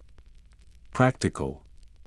Some scholars believe this could be an early version of a modesty flap or hygiene cloth. It may have been used by women during menstruation, tied securely in place and supplemented with makeshift padding made from strips of cloth, clumps of moss, or tufts of wool. There were no adhesives, no elastic waistbands, no absorbent gels. Just cloth, string, and a prayer that it would stay in place through the day. Cleanliness, of course, was limited not only by means but also by access. Washing undergarments took time, effort, and resources. You needed water, sometimes fetched from a distant stream or well, heat to warm it, and a private enough space to scrub, wring, and hang your garments. When the weather turned wet or cloudy, drying took longer. In such cases, people often re-wore the same underthings for days on end, hoping the odor wouldn't offend too many noses. In an effort to freshen up between washes, some resorted to rubbing garments with vinegar or rinsing them in sage water for a cleaner scent. Inside the tailor's shop, a group of apprentices are busy at work. You watch as one of them gestures toward a mannequin dressed in a pair of hosen. These tight-fitting leg coverings were often worn over braids and fastened to a belt or to the lower edge of a doublet. Hosen stretched up to the waist, hugging the legs like stockings and occasionally splitting at the top to allow better movement. They were essential in many wardrobes, balancing both function and fashion. But putting them on wasn't easy.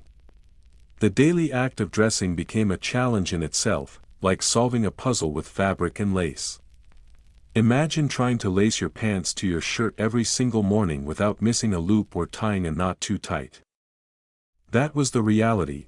Now let's talk hygiene again. Did people wash their underwear more frequently than their outerwear? When they could, yes. These garments were closest to the skin, and they absorbed the most sweat, dirt, and bodily residue. But washing them regularly was rare. Water had to be conserved and used wisely. Soap, when available, was harsh and made from basic ingredients that could be abrasive. So more often than not, underclothes were simply shaken out, aired for a few hours, then slipped back on. In wealthier homes, noble estates, and monasteries, there were people employed specifically for this purpose. Laundresses were assigned the task of caring for intimate garments. They would bleach linen in the sun, scrub at stains with lye or soapwort, and repair fraying hems or ripped seams. These repairs were crucial. A torn waistband or loose seam could mean discomfort at best, and at worst, public humiliation, especially if one's trousers gave way in the middle of a sermon or feast. Here's a fun but telling fact: medieval undergarments were not often mentioned in the art or written records of the time. They were rarely depicted unless the subject was being shamed, punished, or martyred. To display underclothes in visual media was to suggest vulnerability or disgrace. These garments were intensely private, often to an extreme that even modern sensibilities might find curious. You simply did not talk about your underwear. Still, they were always there. Worn beneath suits of armor, beneath monks' robes, beneath the smocks of shepherds and blacksmiths. Invisible to the eye, but crucial to daily life. Quietly vital, even in their plainness, you walk past another clothesline. This one sagging slightly under the weight of freshly rinsed linen. The damp fabric drips steadily onto the muddy stones below. A woman nearby flicks water from the sleeve of a shift, then casts an annoyed glance at the cloudy sky.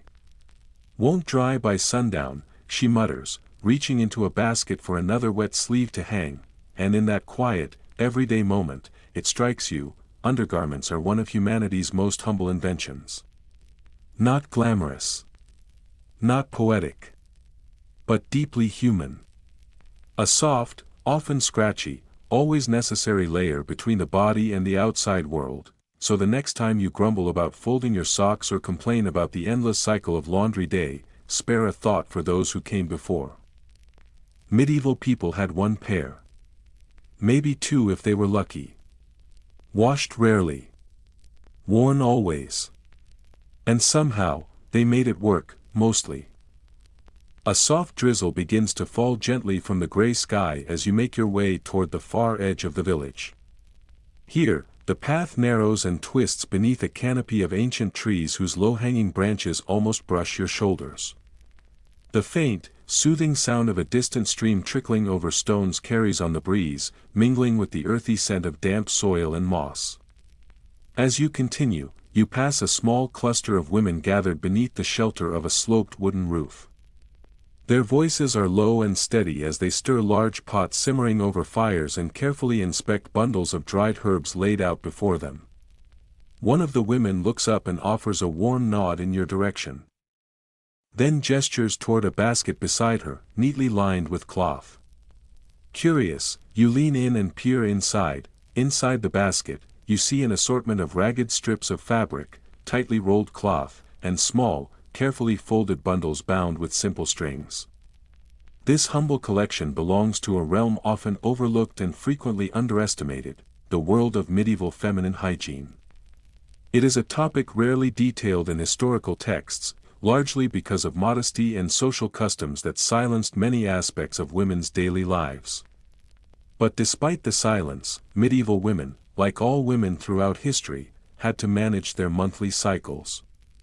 And they did so with a combination of creativity, resilience, and quite a lot of moss. Let's begin with the basics.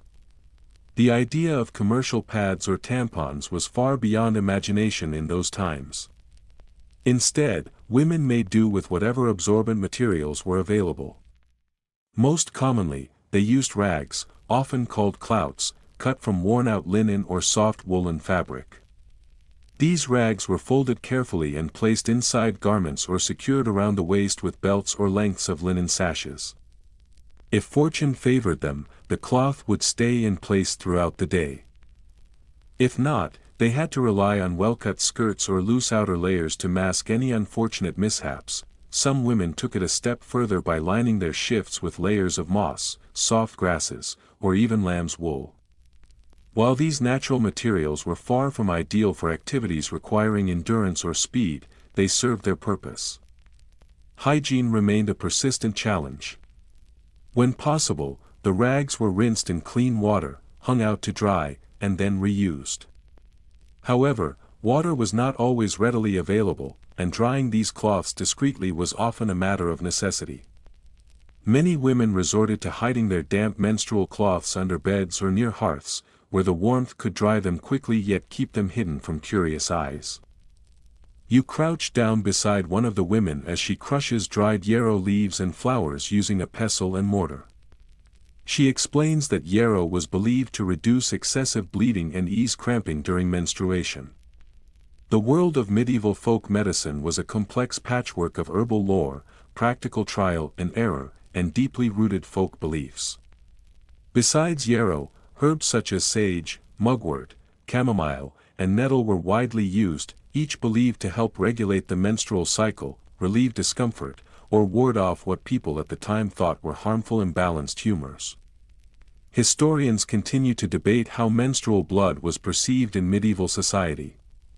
Some texts portray it as something dirty or dangerous, even claiming it could poison crops or spoil wine if handled carelessly. Other accounts treat menstruation as simply another natural bodily function. Most of these writings came from male monastic scholars who often described menstruation in vague, symbolic, or moralistic terms, sometimes connecting it to the biblical story of Eve's original sin or linking it with lunar cycles.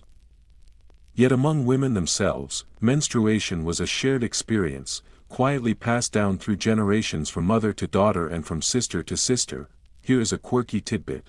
One 14th century medical manual suggested that menstrual blood could be used in love potions to attract a lover's affection.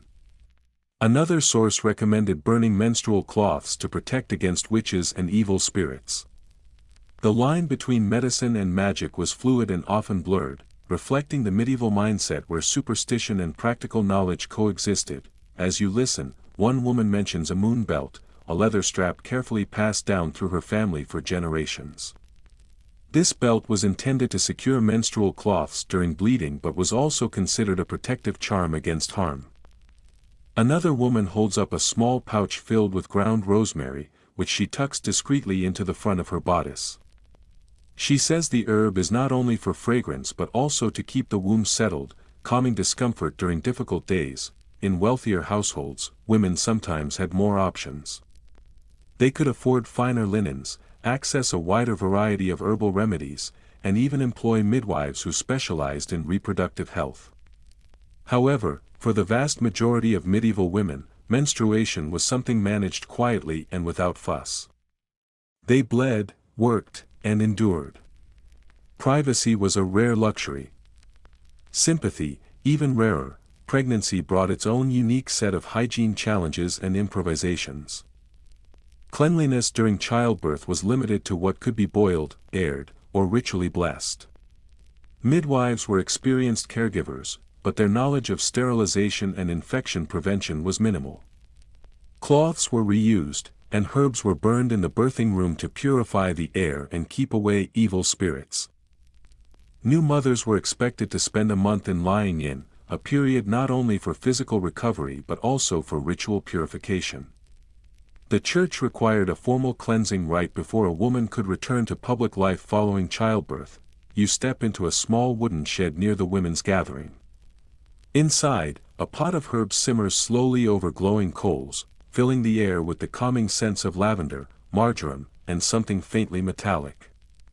A woman dips a damp rag into the herbal infusion, then wrings it out carefully before laying it across a piece of wood. Medicinal steaming of this sort was a common practice, used to soothe menstrual cramps, treat infections, or simply provide comfort to weary bodies. Whether it was medically effective was uncertain, but the relief it brought was often very real. The silence that surrounds menstrual care in historical records is telling. These intimate details were rarely depicted in art or written about in official texts. This absence does not mean that such care was unimportant. Rather, it reflects the fact that those who recorded history were often too embarrassed or uninterested to mention it. Despite this silence, the physical evidence remains. Archaeologists have uncovered bundles of linen strips carefully tucked into grave goods. Healers' manuscripts list dozens of herbs associated with women's troubles. Oral traditions, passed down from grandmother to granddaughter. Preserved knowledge far beyond what scribes deemed worthy of writing. You leave the shed, the faint scent of herbs lingering on your clothes. Outside, the women have returned to their weaving and chatting, their voices weaving back into the quiet rhythm of village life. There is no ceremony, no shame. Just the unvarnished reality of daily survival. For medieval women, hygiene was never about perfection. It was about management, about making the best possible use of what was available in a world without plumbing and where modesty was enforced through layers of wool and linen. You tuck a small sprig of yarrow carefully into your pouch and continue your walk, quietly impressed. Because even in silence and obscurity, the story of survival quietly unfolds. You follow a winding path that leads you back into the lively bustle of the village center. The air is filled with a chorus of shouts and calls coming from a narrow side street. Nearby, someone is energetically hawking eels, their voice sharp and insistent, while just a few steps away, another person is engaged in a heated argument over the price of sheep. The lively chaos of the marketplace surrounds you, yet your attention is suddenly caught by a small wooden sign swinging gently in the breeze. Painted boldly on it is a red and white striped pole, the unmistakable symbol of the barber. You know exactly what that means. You step inside the modest wooden shop and are immediately met with a dense mixture of scents. There is the sharp, metallic tang of old tools, mingling with the faint, lingering smell of cut hair. Underneath it all is something medicinal, a subtle blend that reminds you of bruised mint leaves mixed with the sour acidity of vinegar. This is the world of the barber-surgeon, a place where haircuts, hygiene, and even the most intense medical procedures all coexist beneath a floor that is swept just enough to keep things from becoming unbearable. In the Middle Ages, the word barber carried a much broader meaning than it does today. Barbers were not merely hairstylists, they were also surgeons, tooth pullers, wart burners, and specialists in bloodletting. If there was anything that needed cutting, slicing, or bleeding, the barber was the person to see. These men were the multi-purpose healers of their day, offering a blend of grooming and medical care under one roof. You settle down on a creaky wooden bench next to a man gripping the armrests with white-knuckled intensity. His face is pale, his breath shallow. Across from him, the barber-surgeon methodically stirs a thick red paste of crushed herbs in a rough bowl. Nearby on a table, a razor glints under the dim light, resting beside a shallow metal basin already stained a rusty brown. Perhaps it bears the marks of a fresh cut or the traces left by a patient whose wound was recently tended. Surprisingly, this place is considered hygienic, at least by the standards of the time. The barber carefully wipes down his tools with a cloth, dips the blades into a rinse made from vinegar infused with rosemary, and sharpens the edges on a worn leather strop. These steps are not merely for show. Medieval people genuinely sought clean instruments. They simply did not fully understand what true cleanliness entailed, lacking the modern knowledge of germs and bacteria. Historians continue to debate whether these early disinfectant methods genuinely prevented infections or if they primarily served to reassure patients. Many of the mixtures used by barbers included ingredients such as wine, crushed garlic, onion juice, or even burnt salt. Interestingly, many of these substances do possess some antimicrobial qualities, but their effectiveness was inconsistent and unreliable. The consequences for patients were often grim. With infection sometimes proving fatal, a sudden groan breaks your focus as the barber begins to lance a boil on the man beside you.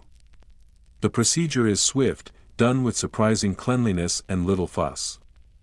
Pus spurts into a waiting bowl, and the man exhales deeply, relieved that the painful pressure has been released.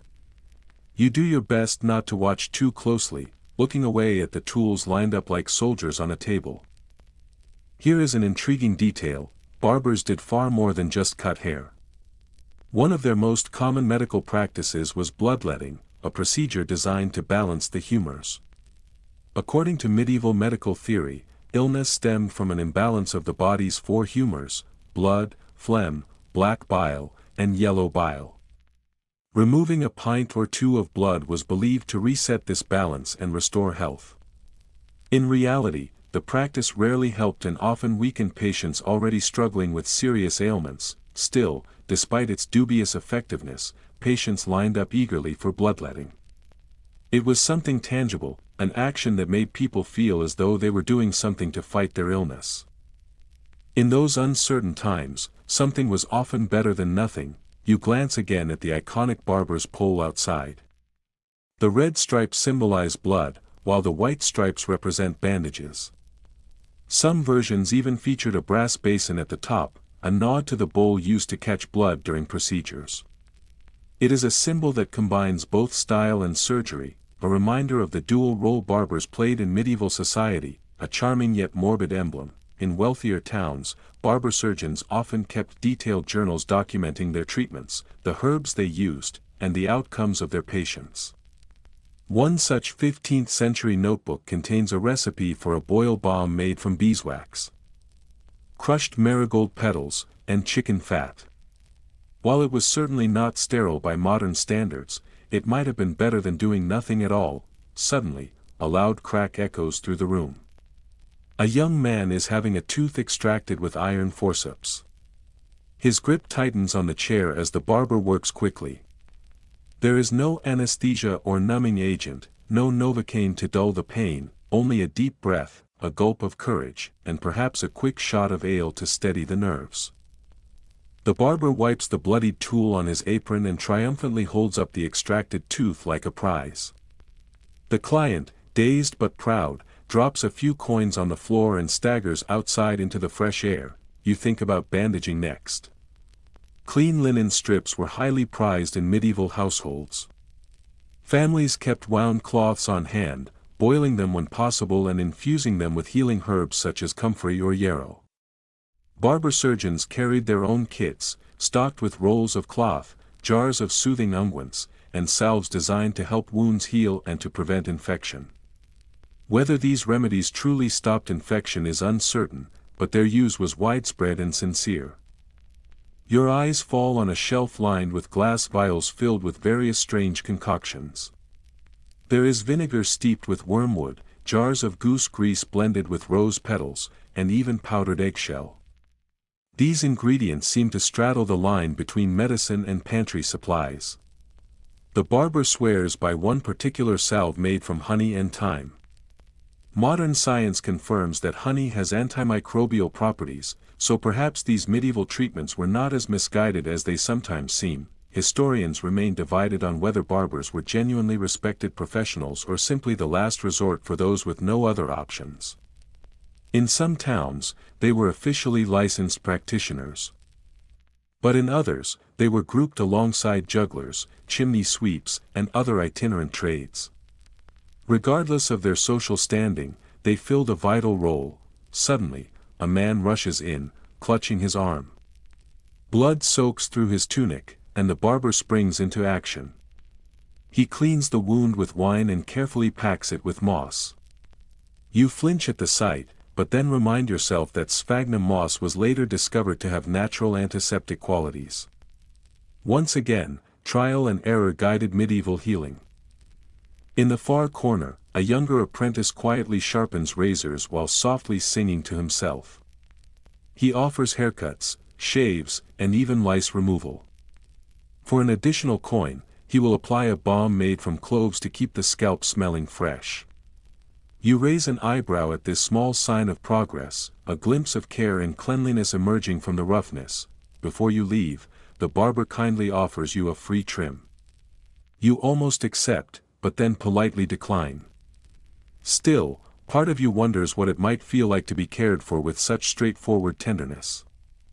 There are no frills here, no fuss, just someone doing their best with a sharp blade and a jar of vinegar. You step back outside, the mingling scents of herbs and metals still clinging faintly to your cloak. The familiar sounds of the village market return. They sound more welcoming now. You are beginning to feel a sense of belonging, and if your tooth ever starts to ache, you now know exactly where to go. Night begins to drape itself over the rooftops, a violet hush settling between stone walls and flickering torches. You find yourself moving uphill, drawn toward the silhouette of something regal in the fading light. Spires, flags, and thick stone walls. Finally, a castle. You pass under a heavy portcullis and enter a courtyard bustling with late-day tasks. Chickens peck at cobblestones, servants scurry with buckets, and somewhere in the distance, a lute plays lazily. It looks majestic from the outside, but you've been around long enough to know better, because despite its grandeur, the medieval castle was filthy. You make your way up a winding stair, past moss-darkened walls and oil sconces. A footman nods as you pass, shouldering a mop that smells more of sour milk than soap. You duck through an archway into the great hall, and it hits you. Not just the scent, but the weight of centuries of grime, smoke, and barely disguised rot. Let's start with the basics: plumbing. Or, more accurately, the lack thereof. Castles used garderobes, stone or wood-built projections that jutted out over walls or moats. They looked like enclosed balconies with a bench and a hole. Waste dropped directly into a cesspit, moat, or ditch below. During sieges, these could back up or become breeding grounds for disease. And if your room happened to be beneath the chute, condolences, you peer into one of these infamous garderobes. The air is sharp, moldy, and rich with the history of 1,000 royal dinners gone wrong. Despite their drawbacks, they were considered high class. Most peasants didn't even have walls, let alone indoor seating.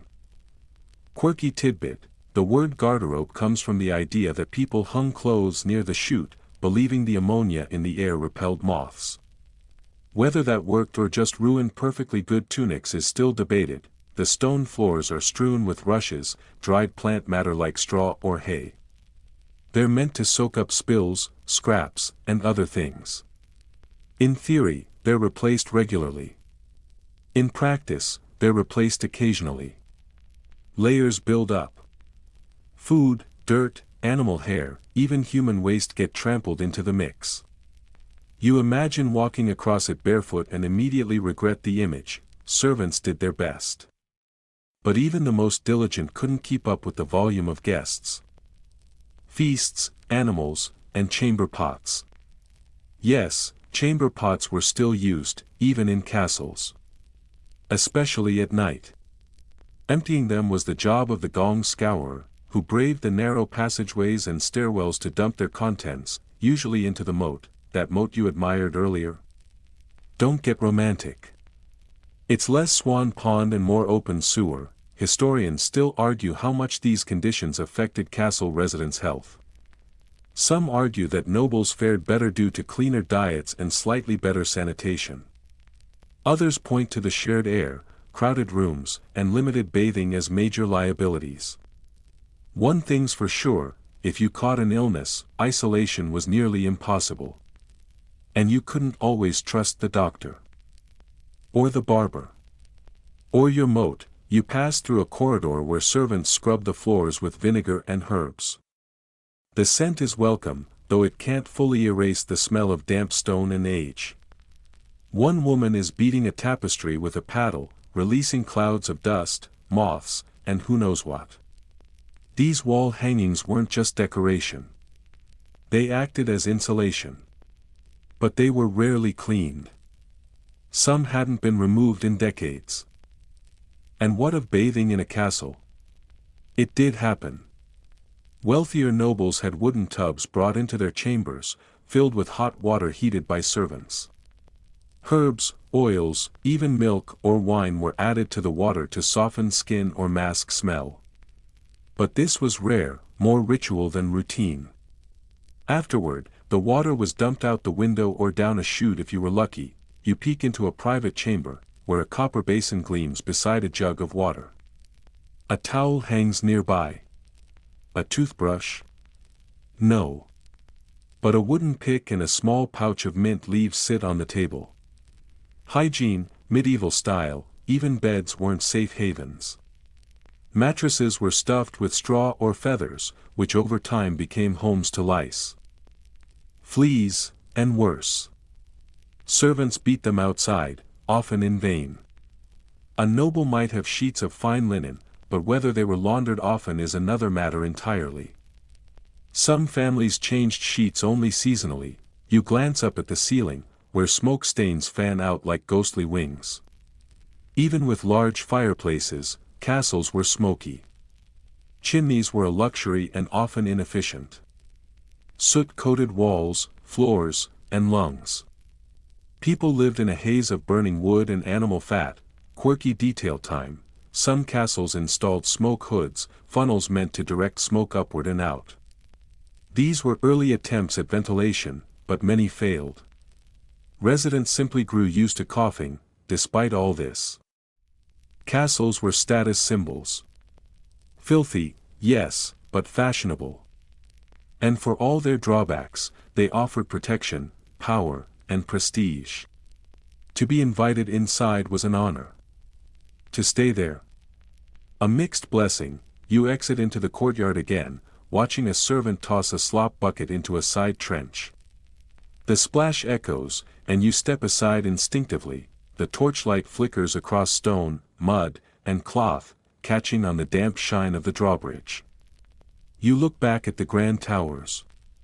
They may rise proudly against the twilight, but you now know the truth. Even the cleanest castle was a bit of a dump. As you leave the towering walls of the castle behind, your footsteps carry you gently downward along a winding path that leads toward the quieter edge of the village. Nestled there stands a solitary stone structure, sturdy and unyielding against the fading light. Its thick, ancient walls seem to absorb the soft colors of the evening sky, while the narrow windows pierce the facade like watchful eyes, revealing little of the life inside. The courtyard around the building is unusually still, the usual clatter and chatter of village life conspicuously absent. Instead, your ears catch a faint, rhythmic chanting, drifting softly through the colonnades like a whispered prayer. The sweet, warm scent of beeswax candles mingles with the cool evening air, wrapping the place in an aura both peaceful and mysterious. You have arrived at the monastery. Upon stepping through the heavy wooden doors, you immediately notice how the pace of life slows dramatically here. Monks move deliberately and quietly, their simple habits brushing gently against the cold flagstone floors. Every gesture seems measured and intentional, speech is soft and restrained, footsteps barely disturb the silence, and even the act of washing one's hands is performed with a careful ritualistic grace. You follow a monk down a shadowed corridor toward the cloisters, where a stone basin filled with clear water catches the dim light filtering through a nearby window. The monk dips his hands into the basin with reverence, lifts them slowly, and then gently dries them on a cloth that hangs neatly nearby. There is no soap, no splashing or hurried movement, only a calm, disciplined practice that speaks of centuries-old tradition. The concept of cleanliness within monastic life is far more complex than it might first appear. Monks prized order, silence, and discipline above all else. At the same time, placing too much emphasis on personal cleanliness could be seen as an indulgence or even vanity, a distraction from nurturing the soul. After all, it was the purity of the spirit that truly mattered, not the condition of the skin or hair. And yet, paradoxically, monasteries were often among the cleanest places in medieval Europe. Many monasteries followed structured daily routines that included regular washing. Monks would wash before meals, after work in the fields or scriptoria, and during times of religious observance. Some monastic orders, most notably the Benedictines, permitted regular bathing. How frequently this occurred varied greatly. One rule allowed monks to bathe up to 4 times a year, while another advised bathing as needed, which in practice meant more often than most townsfolk.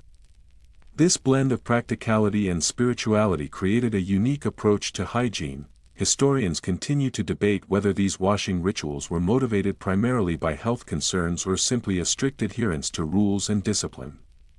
Perhaps it was both. Cleanliness could be seen as a form of bodily respect and preparation for worship, as well as a practical way to maintain some level of health in an era when illness was rampant. You are led into the lavatorium, the monastery's specially designated washing area. Long stone troughs run along the walls, fed by a small stream that has been carefully diverted to supply fresh water. The water is cold but remarkably clean, a precious commodity in a time when many villages relied on stagnant wells or river water contaminated by daily use. Wooden ladles and linen cloths hang in precise rows on pegs along the walls. Every item has its proper place, reflecting the monastic commitment to order. Here is an interesting detail: some monasteries had rudimentary plumbing systems. They used wooden or lead pipes to channel fresh water into cloisters and latrines.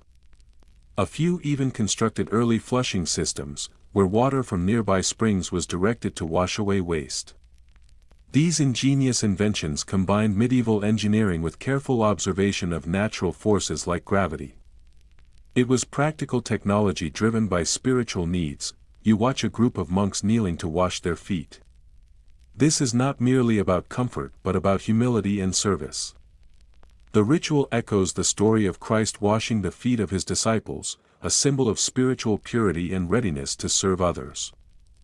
At the same time, the practical benefit of clean feet cannot be overlooked: fewer blisters, infections, and discomfort, which helped monks endure long hours of prayer and labor. Not all monastic orders embraced bathing with the same enthusiasm. The Cistercians, for example, were known for their austere lifestyle. They regarded dirt as a form of mortification, a way to strengthen the soul by enduring physical discomfort. Yet even they maintained basic rules about washing hands and shaving heads. Cleanliness was not rejected outright but carefully balanced with their spiritual ideals. You are shown a small chamber where a wooden tub waits. A monk carefully pours steaming hot water from a kettle into the tub. Wisps of steam curl upward, filling the room with warmth. This is the infirmary, the place where the strictest rules could be softened in the name of healing. Sick monks might be soaked in chamomile tea baths or gently scrubbed with cloths soaked in mixtures of wine and lavender. Given the limited medical knowledge of the time, these treatments were surprisingly soothing. Here is another fascinating fact: some monasteries produced their own soap. These soaps were usually rough and simple, crafted from animal fats, ashes, and a blend of herbs. While not the luxurious soaps of later centuries, these homemade bars were highly valued and sometimes sold to the public, generating income for the abbey. Back in the main hall, the air is scented with rosemary. Branches are carefully tucked into corners and woven into wreaths, not for decoration but to ward off unpleasant odors and, by extension, evil spirits. Many believe that fragrance could influence the soul, making a clean space also a holy space. You notice how peaceful it is here. There are no chickens crowing, no vendors shouting, no chamber pots carelessly thrown from windows as in the village streets. Instead, there is only the flickering glow of candlelight, the sound of soft prayers, and the gentle rustle of linen robes sweeping across polished stone floors. Of course, even monks must attend to bodily needs. The communal latrines, known as reredoors, are often built above running water channels.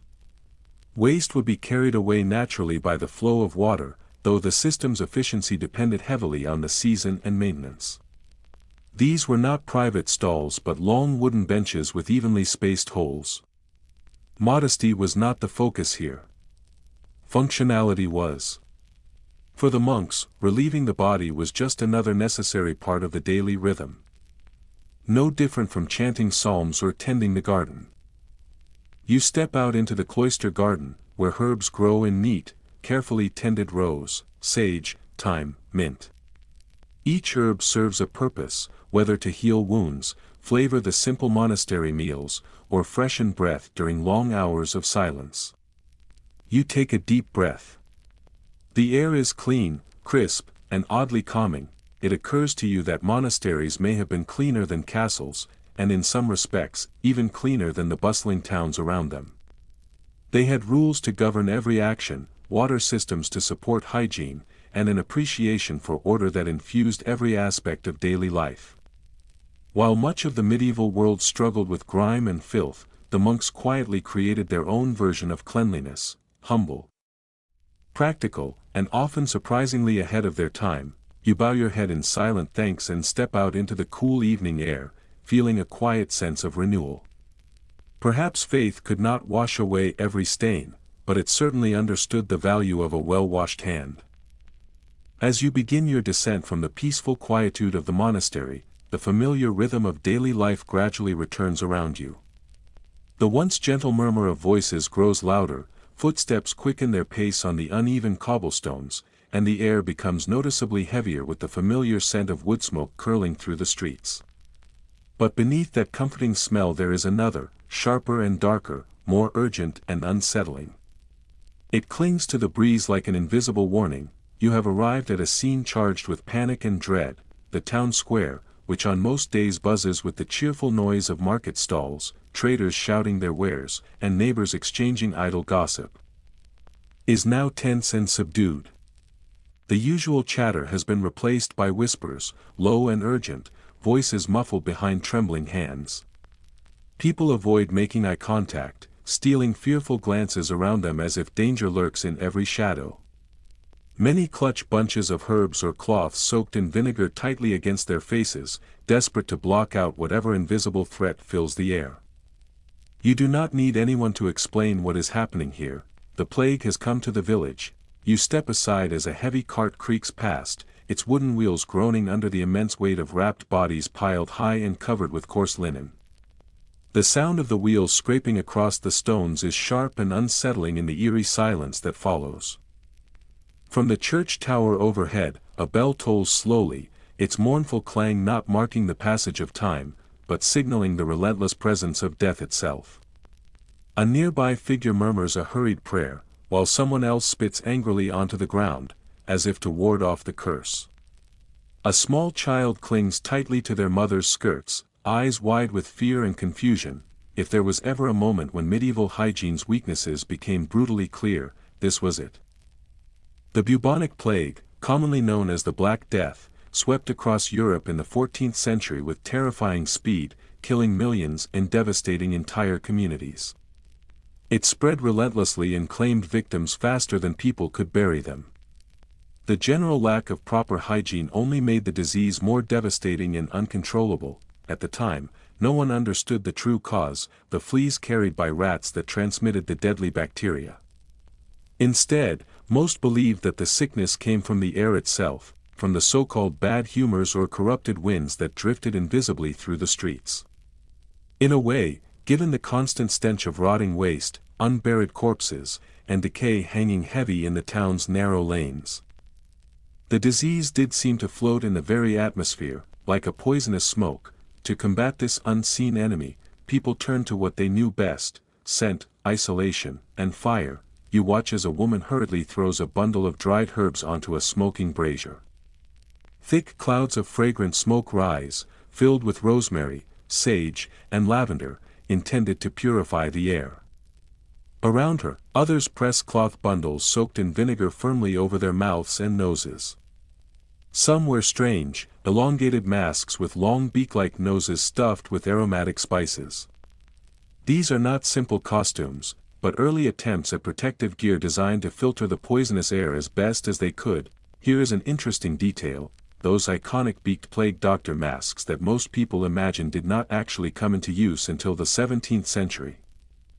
However, early versions of similar protective coverings did exist during the medieval period. These included scarves, pointed cones, and hoods filled with herbs and spices, all meant to trap the safe smells near the wearer's nose, creating a barrier against the dreaded foul air. You notice how the streets are unusually empty. There are no vendors shouting their sales, no musicians playing their instruments to brighten the day, and even the dogs seem subdued, as if they too sense the danger.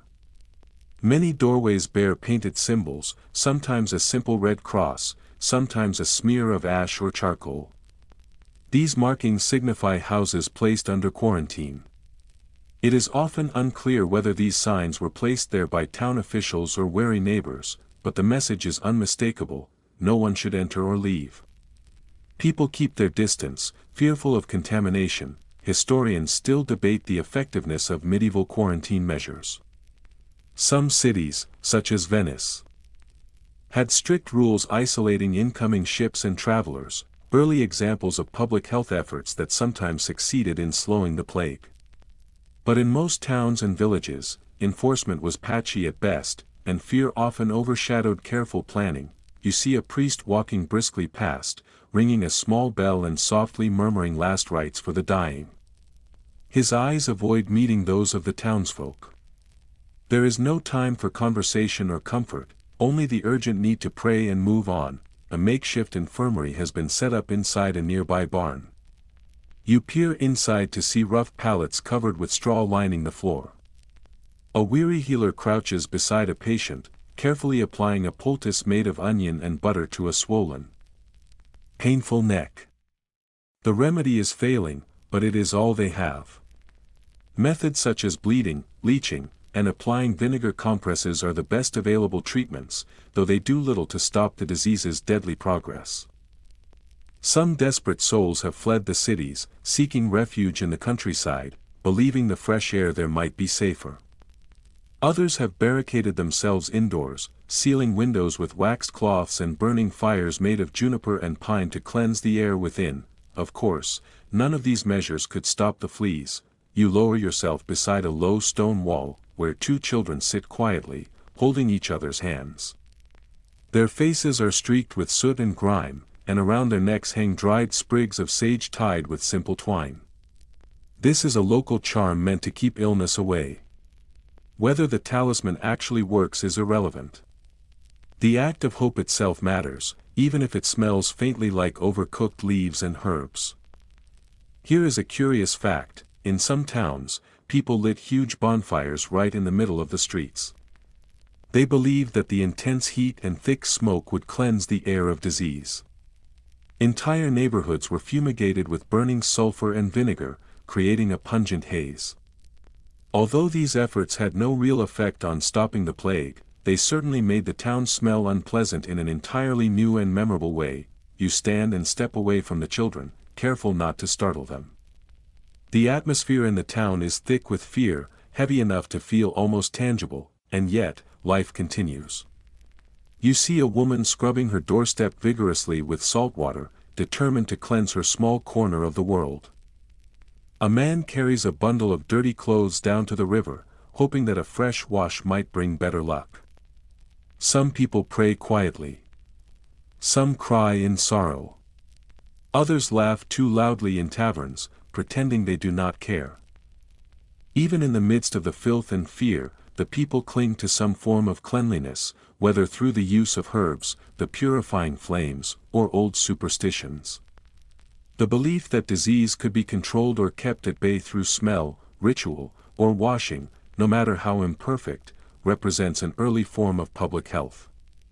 It is hope wrapped in the scents of rosemary and vinegar. You continue toward the edge of town, where the air feels somewhat fresher. You stop beside a shallow ditch where someone is spreading powdered lime over a freshly dug grave. The smell of earth, sweat, and crushed flowers lingers faintly in the air. The plague changed everything it touched. It forced towns to rethink their ideas of cleanliness and hygiene. Cities began to reconsider their water supplies and how to manage waste. It inspired generations of trial and error in medicine and sanitation. Streets were cleaned more often, latrines rebuilt, and slowly, people began to understand the connection between filth and disease. Historians still debate how much modern hygiene practices evolved directly from plague responses, but one thing remains clear: fear taught lessons that sermons and teachings never could. As you watch the final shovelful of earth settle over a fresh grave, you finally understand why. When life itself depends on it, even the most stubborn towns learn to clean up. Morning fog clings like a damp veil to the edges of the narrow path as you leave behind the quiet solemnity of the plague-touched town. The hush of the early day is broken only by the rustle of wings as birds stir in the hedgerows, their feathers fluffed against the chill. Wooden wheels groan as carts begin to creak into motion, and the mingling scents of damp hay, earth, and sweat-soaked horseflesh grow heavier as you draw near a weathered thatched cottage. A low wooden sign sways slightly in the breeze, Herb's Physique. Inside, the scent shifts, stronger, earthier, tinged with vinegar and ancient dust. Wooden shelves line the walls, sagging beneath the weight of jars, tightly bundled herbs. And curious clumps of dried plant matter, each more strange and varied than the last. Some bear neat handwritten labels, mint, lavender, fennel. Others resemble something between a forgotten stew and a science experiment gone awry. You catch sight of a mossy gray fungus curled around a twig and something that might once have been a frog. A woman in a dark-stained apron moves methodically behind the central work table, humming softly, her voice blending with the soft crackle of fire. She doesn't look up as she measures a powder into a small pouch, fingers nimble and practiced. Her presence radiates quiet authority. This is the village healer. And this is medieval medicine. A world of cures where results were unpredictable. And the aroma, more often than not, was profoundly unpleasant. You step closer to the large oaken table. Beneath a blackened pot, a small fire flickers and snaps. From within, a thick, sluggish liquid bubbles slowly, sending up tendrils of steam that carry a piercing aroma, onions, old garlic, sharp wine, and a pungent sulphurous note that makes your eyes sting. A remedy, she mutters, glancing up briefly. For coughs. Or boils. Or both. She shrugs. In truth, one concoction often served multiple ailments. In a world devoid of antibiotics, sterile instruments, or even regular access to soap, the healing arts began with herbs. But not the delicate, tea-steeped kind. These were fierce, forceful mixtures of roots and resins, animal fats and burnt wood, and sludgy substances better left unnamed. Remedies weren't always swallowed, they could be smoked, inhaled, rubbed vigorously into skin, or, in unfortunate cases, inserted into more private parts of the anatomy. A curious aside, some of the more extravagant medieval remedies called for rare and mythical ingredients, powdered unicorn horn, which was typically narwhal tusk, passed off at great cost, dried mummy flesh imported from Egyptian tombs. Or ambergris, the waxy substance formed in the intestines of sperm whales. Medicine, it seemed, was a blend of desperation and opulence, equal parts alchemy and belief. The healer hands you a small jar, its lid sealed with wax. Within, a thick, dark paste exudes the scent of charred onions sweetened faintly by honey. She calls it a version of bald salve, an actual medieval remedy that, in modern clinical studies, has shown astonishing antibacterial power against resistant strains. Whether she knows this or not is unclear. But she believes in it. And belief, in a world with little else to lean on, is often the strongest medicine of all. As you wander through the dim space, a slant of light touches a windowsill lined with pouches. Carefully dried bundles of yarrow, marjoram, and comfrey. These weren't only used for medicine, they played a role in hygiene, too. When soap was scarce or non-existent, these herbs were steeped into cleansing washes, poultices for sores, or soothing compresses for irritated skin. Baths, when one could find hot water, were often enhanced with thyme or mugwort, not merely for fragrance, but for function. Yet not every scent in this space evokes comfort. Some, perhaps most, are deeply unpleasant. Dried animal dung was sometimes applied to draw out infection. Fermented urine had an impressive variety of applications, from sterilizing wounds to whitening teeth. Vinegar infused with copper shavings, rusted nails, or powdered lead was believed to cleanse the blood, though it likely did more harm than good. Historians still debate whether these remedies sprang from generations of passed-down wisdom or hopeful guesswork. A few treatments had real antiseptic properties. Many did not. Often, They were little more than placebos packed in pungent garlic and prayer. A door creaks open behind you. A man enters, cradling one hand in the other.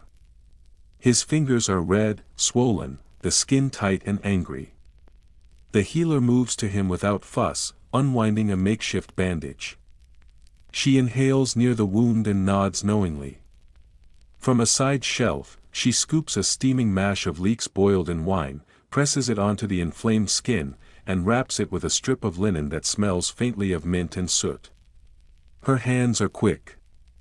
Her movements, calm. In this age, medicine bore no resemblance to modern hospitals. There were no white walls, no antiseptic beeps, no latex gloves. But there was structure. Logic. Disease was seen as imbalance, a misalignment of bodily humors or spiritual forces. Cleanliness wasn't about eradicating germs but restoring harmony. Bad smells were thought to repel illness, good smells summoned healing. Heat was calmed by cool herbs. Bad blood was released through bloodletting. Cuts were sealed with wax, lard, or beaten egg whites. You peer toward a shadowed corner where a row of small wax dolls lies in eerie stillness, puppets, used in healing rituals or as charms. Some are pricked with pins, others stitched shut with herbs inside. Their presence raises questions. Were they talismans, medical tools, or both? Many didn't believe in them, but just as many did, enough to keep them close. Here's a curious fact: many physicians wore pomanders, tiny containers filled with herbs or incense, suspended on chains or tucked into sleeves. They would inhale them frequently while tending the sick, in the belief that it filtered poisonous air. A medieval equivalent of holding your breath and hoping for the best. You ask the healer about treating fevers. She tilts her head, then pulls down 3 jars, one with the crisp scent of dried sage, another filled with fine shavings of antler, and a third containing pale pink rose petals. The sage, she explains, cools the body, the antler strengthens it. The rose, steeped in warm goat's milk, is to calm the heart. Does it work? She shrugs, offering a small smile touched with irony. Sometimes. Not all healing stank. Some remedies were simple and sweet. Beds were strewn with aromatic herbs to ward off fleas. Children wore necklaces of rosemary for protection. Pregnant women soaked their aching feet in warm infusions of lavender, lemon balm, or chamomile, letting the scent soothe nerves the way a prayer might soothe fear. In truth, healing was inseparable from hygiene, and hygiene inseparable from survival. When disease could not be conquered, people sought to contain it, through scent, through salve, through sacred gesture. Cleanliness, then, was less about gleam and polish than it was about creating balance. The right combination of pungent roots and waxy ointments could make a suffering world feel just a little more tolerable. Before you leave, the healer presses a small drawstring pouch into your hand. Inside, dried mint, thyme, and a cube of pungent camphor. Hang it near your bed, she advises. Keeps the breath soft, and the nights kind. You thank her quietly, stepping once more into the mist-laced morning. The chill air feels different now, gentled by the mingled scents of crushed leaves and warm wood smoke. You carry with you no soap, no modern cure, but something older. Something potent. Sometimes, cleanliness isn't found in foam or fire. Sometimes, it lingers in the smell of green things, pressed into cloth and passed from hand to hand with faith. With the sun slowly rising behind you, casting a soft golden light across the fields, and the healer's carefully bundled herbs tucked securely into your belt, you follow a worn cart path leading out of the village. The ruts in the road are deep and sticky, filled with thick mud mixed with horse manure from countless travelers before you. The sharp, unpleasant smell that once caught you off guard now feels almost familiar, less shocking with each passing step, fading into the background noise of the countryside. Up ahead, 2 figures are wrestling with a restless mule, its hooves shifting nervously in the uneven ground, while a third person kneels beside a saddlebag, scrubbing it vigorously with a wad of damp moss. Welcome to the open road. Travel during the Middle Ages was far from glamorous or comfortable. There was no simple luxury of hopping onto a coach with velvet cushions or breathing in the scent of perfumed handkerchiefs. Instead, you trudged along rough paths, bounced painfully on rickety carts, got rained on without mercy, shared close quarters with coughing strangers, and almost certainly stepped in something foul and unholy along the way. Hygiene was a rare consideration and did not travel well across the miles. You joined the small group of travelers gathered near the roadside inn, a weathered two-story building with a sagging roof that creaks in the morning breeze. Behind the inn, a row of stalls hold horses and mules, their harnesses hanging loose. The innkeeper notices you and waves you over, already busy pouring water into a large wooden barrel. The water comes from a nearby stream and is, at best, only probably safe to drink. Most people on the road avoid drinking plain water altogether. Instead, they turn to small beer, a weakly fermented brew with just enough alcohol content to kill some of the bacteria lurking in the water but not enough to cause any drunken antics before the day's work begins. The drink is cloudy and slightly sour, but it is vastly safer than a cup of untreated river water. Here's a fun fact: even children drank small beer regularly. It was considered a daily staple, much like bread and pottage. Historians still debate whether medieval people truly understood that water was unsafe to drink or if they simply preferred the taste and mild effects of beer. Perhaps it was a bit of both. Curious, you peek inside the inn. The air inside smells like damp wood, boiled cabbage, and something faintly equine lingering from the stabled animals nearby. Travelers sit around long, rough wooden tables, their boots kicked off, shirts damp with sweat or rain, scratching idly at their arms or faces. No one seems to mind the close quarters or the smells. On the tables, bowls of stew steam quietly, and shared cloth towels hang nearby for wiping hands and mouths. The sleeping quarters lie upstairs. There, thin mattresses stuffed with straw are lined up in a row along the creaky floorboards. If you are lucky, you get your own small patch to lie down for the night. If not, you share the mattress with a stranger, carefully tucking your few belongings beneath your tunic to keep them safe. Privacy is not part of the bargain, nor is cleanliness. You climb back down to the ground floor and ask the stable boy where travelers relieve themselves when on the road. He points vaguely toward a field nearby and shrugs. Anywhere that's downwind, he says with a grin. Indeed, nature serves as the only bathroom for most travelers. There are no rest stops or public latrines along the country lanes. Trees, hedgerows, or the sheltered lee side of a boulder become your only options for privacy. Some travelers carry small cloths for wiping, while others rely on leaves, straw, or their own hands. Afterward, they rinse in the next available stream and push on with their journey. Despite all this, cleanliness is not entirely forgotten. Many travelers carry small washing cloths, chunks of soap if they are fortunate enough to have any, and herbal sachets meant to freshen their clothing and ward off unpleasant smells. Some even bring sprigs of lavender or sage, which they hang from their belts. These herbs are not only for scent but are believed to offer protection against bad air and worse luck. Nearby, you notice one man standing beside a wooden trough, lathering his face with a gritty mixture of ash and water. He scrapes a dull blade carefully down his cheek while muttering quietly to himself. Shaving was not an everyday practice for most people, but it did happen. Having a clean face could mean the difference between safety and suspicion in unfamiliar towns. Looking too rough or unkempt might get you accused of being a vagrant or worse. A woman nearby shakes out her linen shift in the gentle morning breeze, hanging it on a makeshift clothesline strung between two trees. She rubs the fabric with crushed rosemary and vinegar before dipping it into a bucket of water. The water turns murky brown as dirt and grime are washed away. She does not flinch or complain. Here's a quirky tidbit: travelers sometimes slept in the same clothes for days on end, but many still made a ritual out of airing their garments each morning. Turning a tunic inside out and hanging it to dry was part superstition, part survival strategy. you sit down and nibble on a bit of stale bread and cheese, brushing crumbs off your lap. The crumbs are gritty, either from the bread itself or from dust kicked up on the road. Regardless, you keep chewing. Your companions for the evening include a pair of pilgrims on their way to a distant shrine, a merchant's apprentice laden with goods, and a young couple heading toward the market town. Each carries their own unique scents, oils, wool, the smell of horses, and the faint aroma of onions.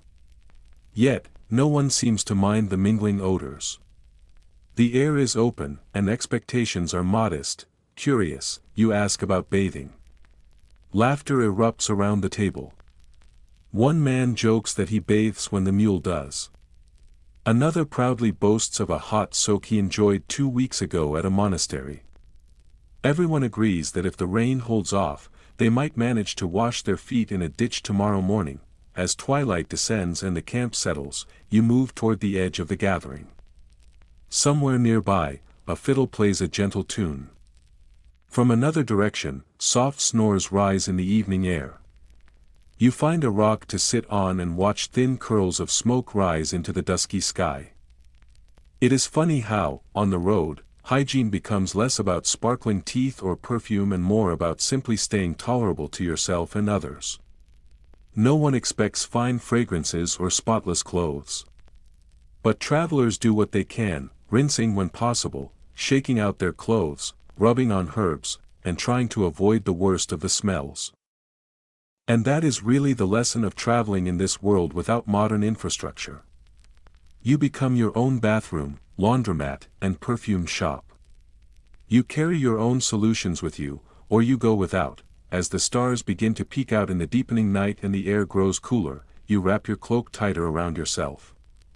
Tomorrow will bring another long day on dusty trails, unpredictable weather, and shared meals from a communal pot. But for now, your feet feel clean enough. Your hands no longer smell like garlic. And tucked into your collar is a fresh sprig of mint, good enough. The following morning, the camp slowly stirs to life. The stillness of early dawn begins to unravel, thread by thread. You stretch beneath a wool blanket stiffened by the night's dew and faint traces of soot from the fire. The fabric is rough against your skin, heavy with moisture and the faint scent of smoke. Your breath rises in little puffs of fog, vanishing quickly into the crisp morning air, which bites at your cheeks and seeps through the seams of your tunic. Somewhere in the distance, a rooster crows, off-key and strangely assertive, likely perched on a cartwheel, a fence post, or something else that isn't his business. As you sit up, your joints pop in quiet protest. The cold clings to your bones. And the musty scent of damp hay mingles with a sharper odor, old sweat, clinging stubbornly from yesterday's work. You rise slowly, pulling your cloak around your shoulders, and begin moving away from the camp. A few figures murmur in half-sleep, someone coughs, a deep, wet sound, and a dog barks once before settling again. At the edge of the meadow, you find a brook trickling past, winding lazily between stones and tufts of grass. The water is sluggish but constant, shadowed and opaque, reflecting the pale blue of the sky in jagged fragments. You crouch down, your boots pressing into soft mud, and reach forward to dip your hands in. The cold is bracing, sharp as a slap, making your fingers clench involuntarily. You scoop a handful of water and splash your face. The jolt is immediate, a flood of icy clarity that makes your teeth clatter and your breath hitch. It's refreshing, sort of. But would you drink it? You pause, hands still dripping, eyes scanning upstream. The brook winds past a stable, a row of sagging cottages, and, undoubtedly, more than one latrine tucked out of view behind hedges or timber. Doubt coils in your stomach. Best not to gamble. Instead, you rummage through your pouch and find a dried sprig of mint, brittle and gray-green. You chew slowly. It's sharp, herbal, clean enough to pretend, because in the Middle Ages, water was dangerous, people didn't trust it. Not for drinking, anyway. They bathed in it, splashed their faces, rinsed clothes, cooled off in summer streams, but to quench thirst. That was a risk. Unless it came bubbling from a rock-faced spring, clear and cold as truth, water was treated with deep suspicion. Even then, many would sniff it warily, hold it up to the light, and take only a cautious sip. The danger wasn't imagined. Rivers and wells were often fouled, polluted by animal droppings, human waste, and the chemical runoff of medieval trades. Tanneries dumped their sludge nearby. Dyers let their caustic dyes flow free. Butchers rinsed blood and offal into nearby channels. If water looked clear, it was a gift. If it didn't, you boiled it. Or strained it through herbs. Or better yet, skipped the whole business and drank small beer. Fun fact, beer wasn't the only option on the medieval drinks menu. Depending on the region, season, and what fermented first, people also drank possets, milk curdled with ale or wine, alongside mead, cider, or watered-down wine. These weren't luxury items. Even children drank them. It wasn't indulgence. It was survival. Historians still debate whether medieval folk truly understood that water could make them sick, or if they simply considered it unlucky. Some medical texts warned that standing waters bred sickness. A few advised letting water rest before drinking, as if the murk would sink or the danger dissolve. Others, more bluntly, urged the use of wine. Warmed, spiced if possible. A gentler poison than the one flowing through the town ditch. You sit back on your heels, watching the slow ripple of the brook. A traveler crouches nearby, dipping a wooden flask into the flow. Before sipping, they murmur something, a quiet prayer, lips moving fast. A habit? A blessing? Or just the hope that faith might neutralize whatever floated downstream last night. Yet despite its risks, water was everywhere. Essential. People needed it, to cook, to clean, to brew. In larger cities like Paris or London, public fountains stood in the squares, fed by springs or aqueducts snaking in from miles away. These sources were safer, but not immune. All it took was a single dead rat upstream, and the whole system turned foul. In many towns, the freshest water was saved for bakers and brewers. Their boiling vats served as accidental purifiers. Households further down the pipe, often poorer ones, were left with the dregs. And when the Black Death came, water fell under even greater suspicion. People feared baths. Feared open pores. Feared the air. Water, they said, let illness in. Strange but true, in parts of medieval Italy and Spain, people wore small pouches filled with dried rose petals and bits of citrus peel. They believed the scent would protect them from harmful miasmas, including waterborne ones. The logic? If it smelled sweet, it must be safe. If it reeked, it carried death.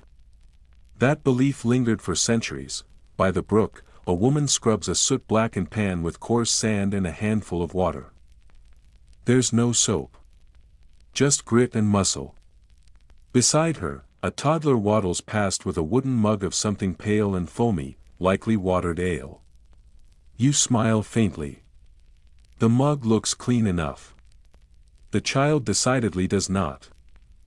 Back in the village square, you pass a man drawing water from a stone well. The pulley groans as he lifts the dripping bucket. He peers in, nods slightly, and tips it into a large barrel where it will sit for hours, perhaps all day. Settling was another method of purifying water, allowing silt and debris to sink before use. Some strained water through linen cloth, hoping to trap whatever floated. Crude, but sometimes effective, in cities, plumbing was rare. Wealthy homes might boast pipes, but made of lead. The irony, the more luxurious the plumbing, the more dangerous the drink. People noted odd ailments but rarely traced them to their gleaming fixtures. Historians still puzzle over the health of the elite. Wondering whether their comforts hastened their decline, you glance into a low trough where horses drink deeply, noses churning the surface into froth. The water is murky with bits of hay, flies, and floating mud. A servant approaches, rinsing a bunch of carrots in the same trough. It's efficient, certainly. Sanitary? Less so. Still, people adapted. Barrels stood beneath eaves to catch rainwater. In winter, snow was collected and melted for washing linens or tending wounds. In some households, vinegar or lemon was added to rinse water, a ritual of cleansing and protection.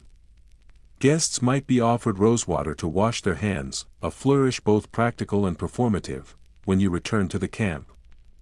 A fire has been rekindled, its smoke curling lazily into the morning sky. A pot of porridge simmers, stirred with a wooden stick that's probably been used for a dozen meals. Someone passes you a clay cup filled with warm beer. You hesitate, eyeing the liquid. Then sip. It's flat, malty, mildly sour, but comfortingly free of insects or grit. Because sometimes, boiled grain juice really is the better option, and as the day unfolds, and the camp slowly breaks apart, bedrolls packed, boots tightened, donkeys loaded, you realize something. In a world of muddy paths, livestock droppings, open drains, and fickle weather, water wasn't dismissed out of ignorance. It was treated with wary respect. It was approached cautiously, used wisely, and transformed whenever possible into something safer, more familiar. You drop your cup into a rinse bucket, wipe your damp hands on your tunic, and begin walking. The sun is climbing now, golden and promising. A trickle of sweat slides down your spine. You don't stop it. Let it run, there will be another stream ahead. Another moment of hesitation. Another quiet weighing of risk and necessity, and when the choice comes, between a warm sip of stale ale and a suspiciously clear ditch, you'll choose the beer. Now, at least, you understand why. As your journey gradually winds back toward the outskirts of the city, you begin to notice a subtle but unmistakable shift in the atmosphere around you. The new stone walls that have been recently built rise up awkwardly beside the older timber slums, their weathered wooden beams sagging unevenly. The air is not necessarily cleaner, if you were to measure it by pure freshness, but it feels more controlled somehow, as if the chaos of earlier streets has been restrained. Your eyes catch sight of small flower boxes perched on windowsills, rows of neatly stacked roofing tiles leaning against a wall, a copper tub resting outside a shop, glinting faintly in the light, and then, something that surprises you. A man sweeping the street with a broom. This is new. You realize that you have stepped over the threshold into a place that is subtly different. The transformation is not perfect or complete, but it is definitely noticeable. This is the beginning of what might now be called the Renaissance clean. The days when saints were proudly filthy and toothaches were treated with pungent cloves of garlic are fading away. A fresh ideal is starting to take hold, one where cleanliness moves beyond mere survival or superstition. It is slowly becoming fashionable and desirable. As you wander down these semi-paved streets, the contrast becomes clearer with every step. The clothes people wear look more finely tailored than before. The linens hanging from windows and drying on lines seem to be washed more regularly, no longer the dull, stained fabrics of the past. Perfumes and scented oils are carefully applied, giving a subtle fragrance to the air. You pause for a moment beside the door of a barber-surgeon's shop. The entrance is gilded, the painted signs of scissors and soap proudly displayed. Inside, you glimpse a man carefully shaving a client's chin while warming a towel over a steaming pot of hot water. It is nothing revolutionary, but it speaks of refinement and new standards. You wonder, what brought about this change? A few things, really. The Renaissance was a time of increased trade and exchange of ideas, and perhaps most importantly, it brought mirrors into common use. Vanity, or at least a heightened sense of self-awareness, began to spread. People started to care more about their appearance, and by extension, their scent. Clean skin and scented hair became visible marks of social status. Curious, you step inside a merchant's house. A servant is drawing warm water into a wooden tub that is ringed with iron bands. The walls are brightly painted, the floors carefully brushed, and a linen cloth hangs over a wooden bar to dry. It is clear that bathing here is a routine, perhaps weekly for most, and for the wealthiest, possibly even more frequent. The soap on hand is imported from Castile or Florence, and the scent it gives off smells rich and expensive. Here is a fun fact to keep in mind: Castile soap, made from olive oil, was much softer and creamier than the rough traditional soaps made from lye and animal fats. It produced a thick lather and lasted longer, making it a symbol of wealth and sophistication. Simply possessing such soap was something to be proud of and to show off. Your gaze falls on a small bowl sitting near the window. It is filled with cloves and dried citrus peel, known as pomanders. These fashionable objects served a dual purpose: they freshened the air and masked unpleasant body odors. To carry them or wear them was to hint that your family was well informed about the latest trends in far-off cities like Venice or Paris.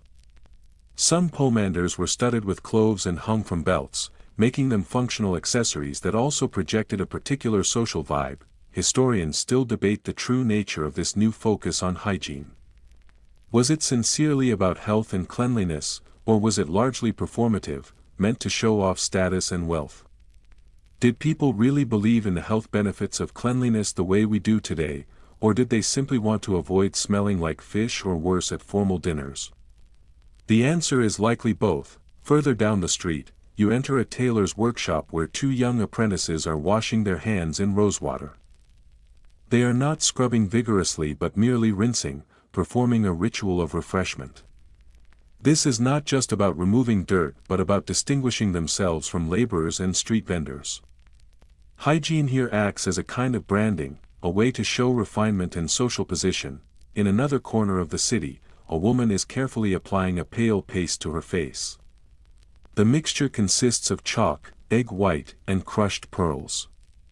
Her goal is to achieve a flawless, pale complexion, a beauty ideal of the time. Cleanliness now means more than just being free of dirt. It has evolved to represent refinement, grace, and elegance. Even the language surrounding cleanliness changes during this period. Manuals with titles such as The Civilized Body or Rules of Urban Living begin to appear. These texts include detailed sections on bathing, scenting the breath, caring for nails, and other aspects of personal grooming. Cleanliness itself becomes a proxy for civilization and good manners. As you continue walking, you pass a bathhouse. It is not the smoky, raucous public bath you might have seen in older towns. Instead, this one is a small, private facility attached to a nobleman's estate. Inside, the tub is lined with polished ceramic, shining dull under the soft light. Buckets filled with hot water scented with rosemary and rose sit ready. A linen robe is folded neatly on a bench nearby. The scene is clean, soft, and civilized. Here is a quirky tidbit for you: the Renaissance brought with it scented gloves, perfumed fans, and lace collars that required obsessive maintenance. These collars had to be bleached and pressed frequently to maintain their crisp whiteness. These fashion items were not just stylish, they demanded personal hygiene.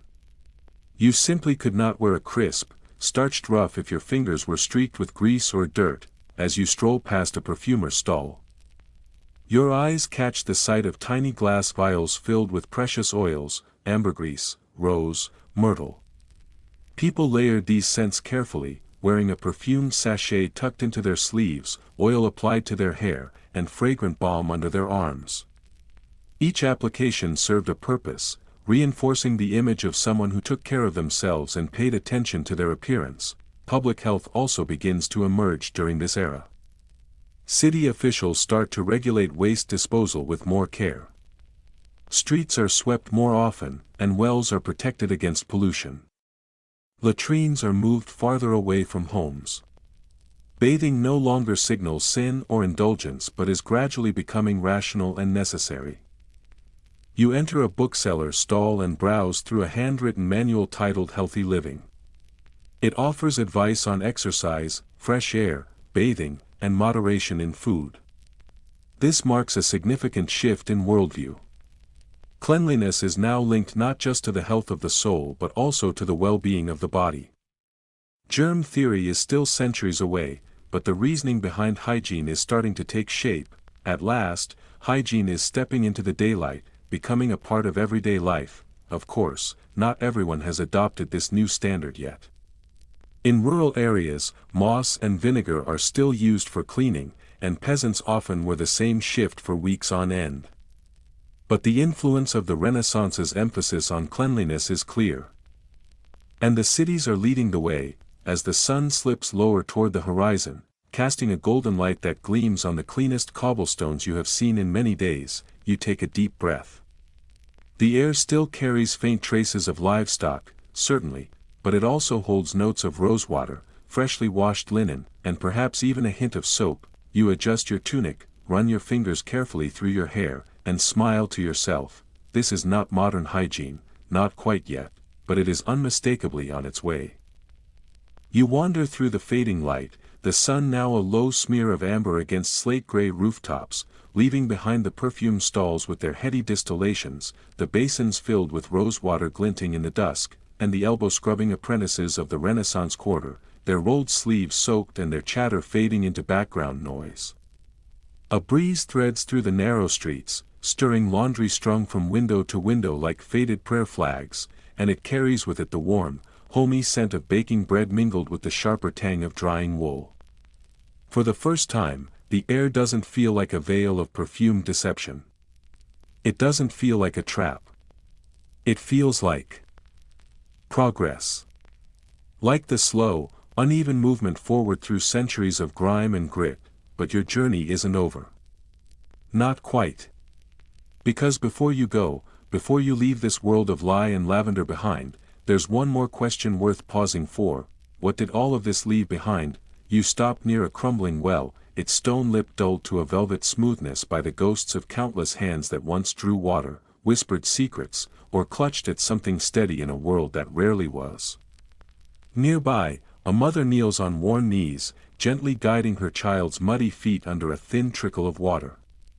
The little boy shrieks with delight as the chill surprises him, his laugh ringing out like a bell through the quiet square. It's a humble moment, easy to overlook, but it anchors something essential, the quiet, unglamorous work of staying clean in a world that constantly conspired to make you dirty, because for most people in the Middle Ages, hygiene wasn't about luxury or virtue. It wasn't even about beauty. It was about survival. In crowded towns riddled with open sewers and dead-end drainage ditches, the simplest gestures took on urgent meaning. Rinsing your hands in water steeped with mint or sage might not kill invisible germs, but it helped you feel better, smell better, maybe even breathe a little easier. Hanging a sweat-stained shift in the sun might not sterilize it, but the breeze would lift the staleness. Chewing cloves, dabbing vinegar on the skin, scrubbing at stains with sand and ash, none of it was flawless, but all of it was effort. Repetition. Care, a strange, telling detail. Some medieval laws ordered butchers, tanners, and dyers to work beyond the town gates, not because anyone understood infection or bacteria, but simply because the smell was unbearable. Long before microbiology, it was the nose that drew the map of health. The nose knew. As you linger there, you find your thoughts drifting to the nameless people behind the chamber pots and rush floors, the vinegar cloths and chew sticks. These were individuals who lived without disinfectants or running water, without antiseptics or plumbing, but also without escape. You couldn't just walk away from the filth. It was in your walls, your water, your breath. You lived in it. You loved in it. You brought children into it, rocked them to sleep beside it, and still, they endured. They learned. They passed knowledge down. Without antiseptic wipes. They used instinct. Without germ theory, they relied on ritual. They reached for rosemary and ashes, pine sap and smoke, that strange concoction with burnt feathers and goat milk that someone swore worked, because maybe it did. Historians still debate what clean meant to them. Was it physical? Moral? Symbolic? A sacred rite, or a necessary practice? But after walking these crooked alleys, after breathing this air, you begin to understand, it was probably all of those at once. You pass a stone wall mottled with age, and there, flapping gently from a rusted iron hook, is a scrap of linen. It's drying in the last light of the day, pale, weathered, and faintly stained, but aired out. Clean, or close enough. Tomorrow, someone will wear it. And when they do, they'll feel just a little more ready. A little more presentable. A little more human, because in a time when chaos, filth, and fear ruled the margins of life, cleanliness became an act of resistance. Washing your hands wasn't just about sanitation, it was about agency. Lighting a sprig of thyme wasn't just about scent, it was about hope. Scrubbing your tunic, combing your tangled hair, rinsing your cracked feet in cold water. These were quiet declarations. You couldn't cure the plague. You couldn't control the weather. But you could change your shirt. You could scrub your nails. You could try, and the trying, that's what sticks. You settle on a patch of moss near a leaning fence post, watching the sky bleed from violet into the first shades of night. The evening air hums with the soft creak of shutters being drawn closed, the splash of water in a distant pail, the last murmurs of a day shutting down. And you think, not about soap or drains or antiseptics, but about what was left behind. The habits. The gestures. The human instinct to sweep, to rinse, to sweeten the air and soften the skin. The yearning not just to be clean, but to feel new again, so maybe next time you step into a warm shower, or press a mint to your tongue, or wash your hands beneath a golden stream of water, you'll remember them. The monks who fasted from bathing but still kept a ritual. The peasants who smoked their shifts to kill the lice. The pilgrims who stitched lavender into their sleeves. The saints who, legend swears, never bathed but smelled like heaven. You lie back, letting your limbs grow heavy against the moss, your breath easing in time with the rustling leaves above you. A shutter clicks. A dog shuffles into straw. A faint lullaby hums from a courtyard not far away. It's a dirty world. It always has been, but people have always searched for ways to clean it up, and somehow, against all odds, they always will. Wind down, the sky deepens into a thick indigo, smudged with the last traces of twilight, and the village begins to quiet. Inside shuttered windows, fires crackle low and steady. Shadows stretch long across the cobblestones. Boots are neatly tucked by worn doorways. Cloaks, still damp from mist or labor, are hung beside hearths.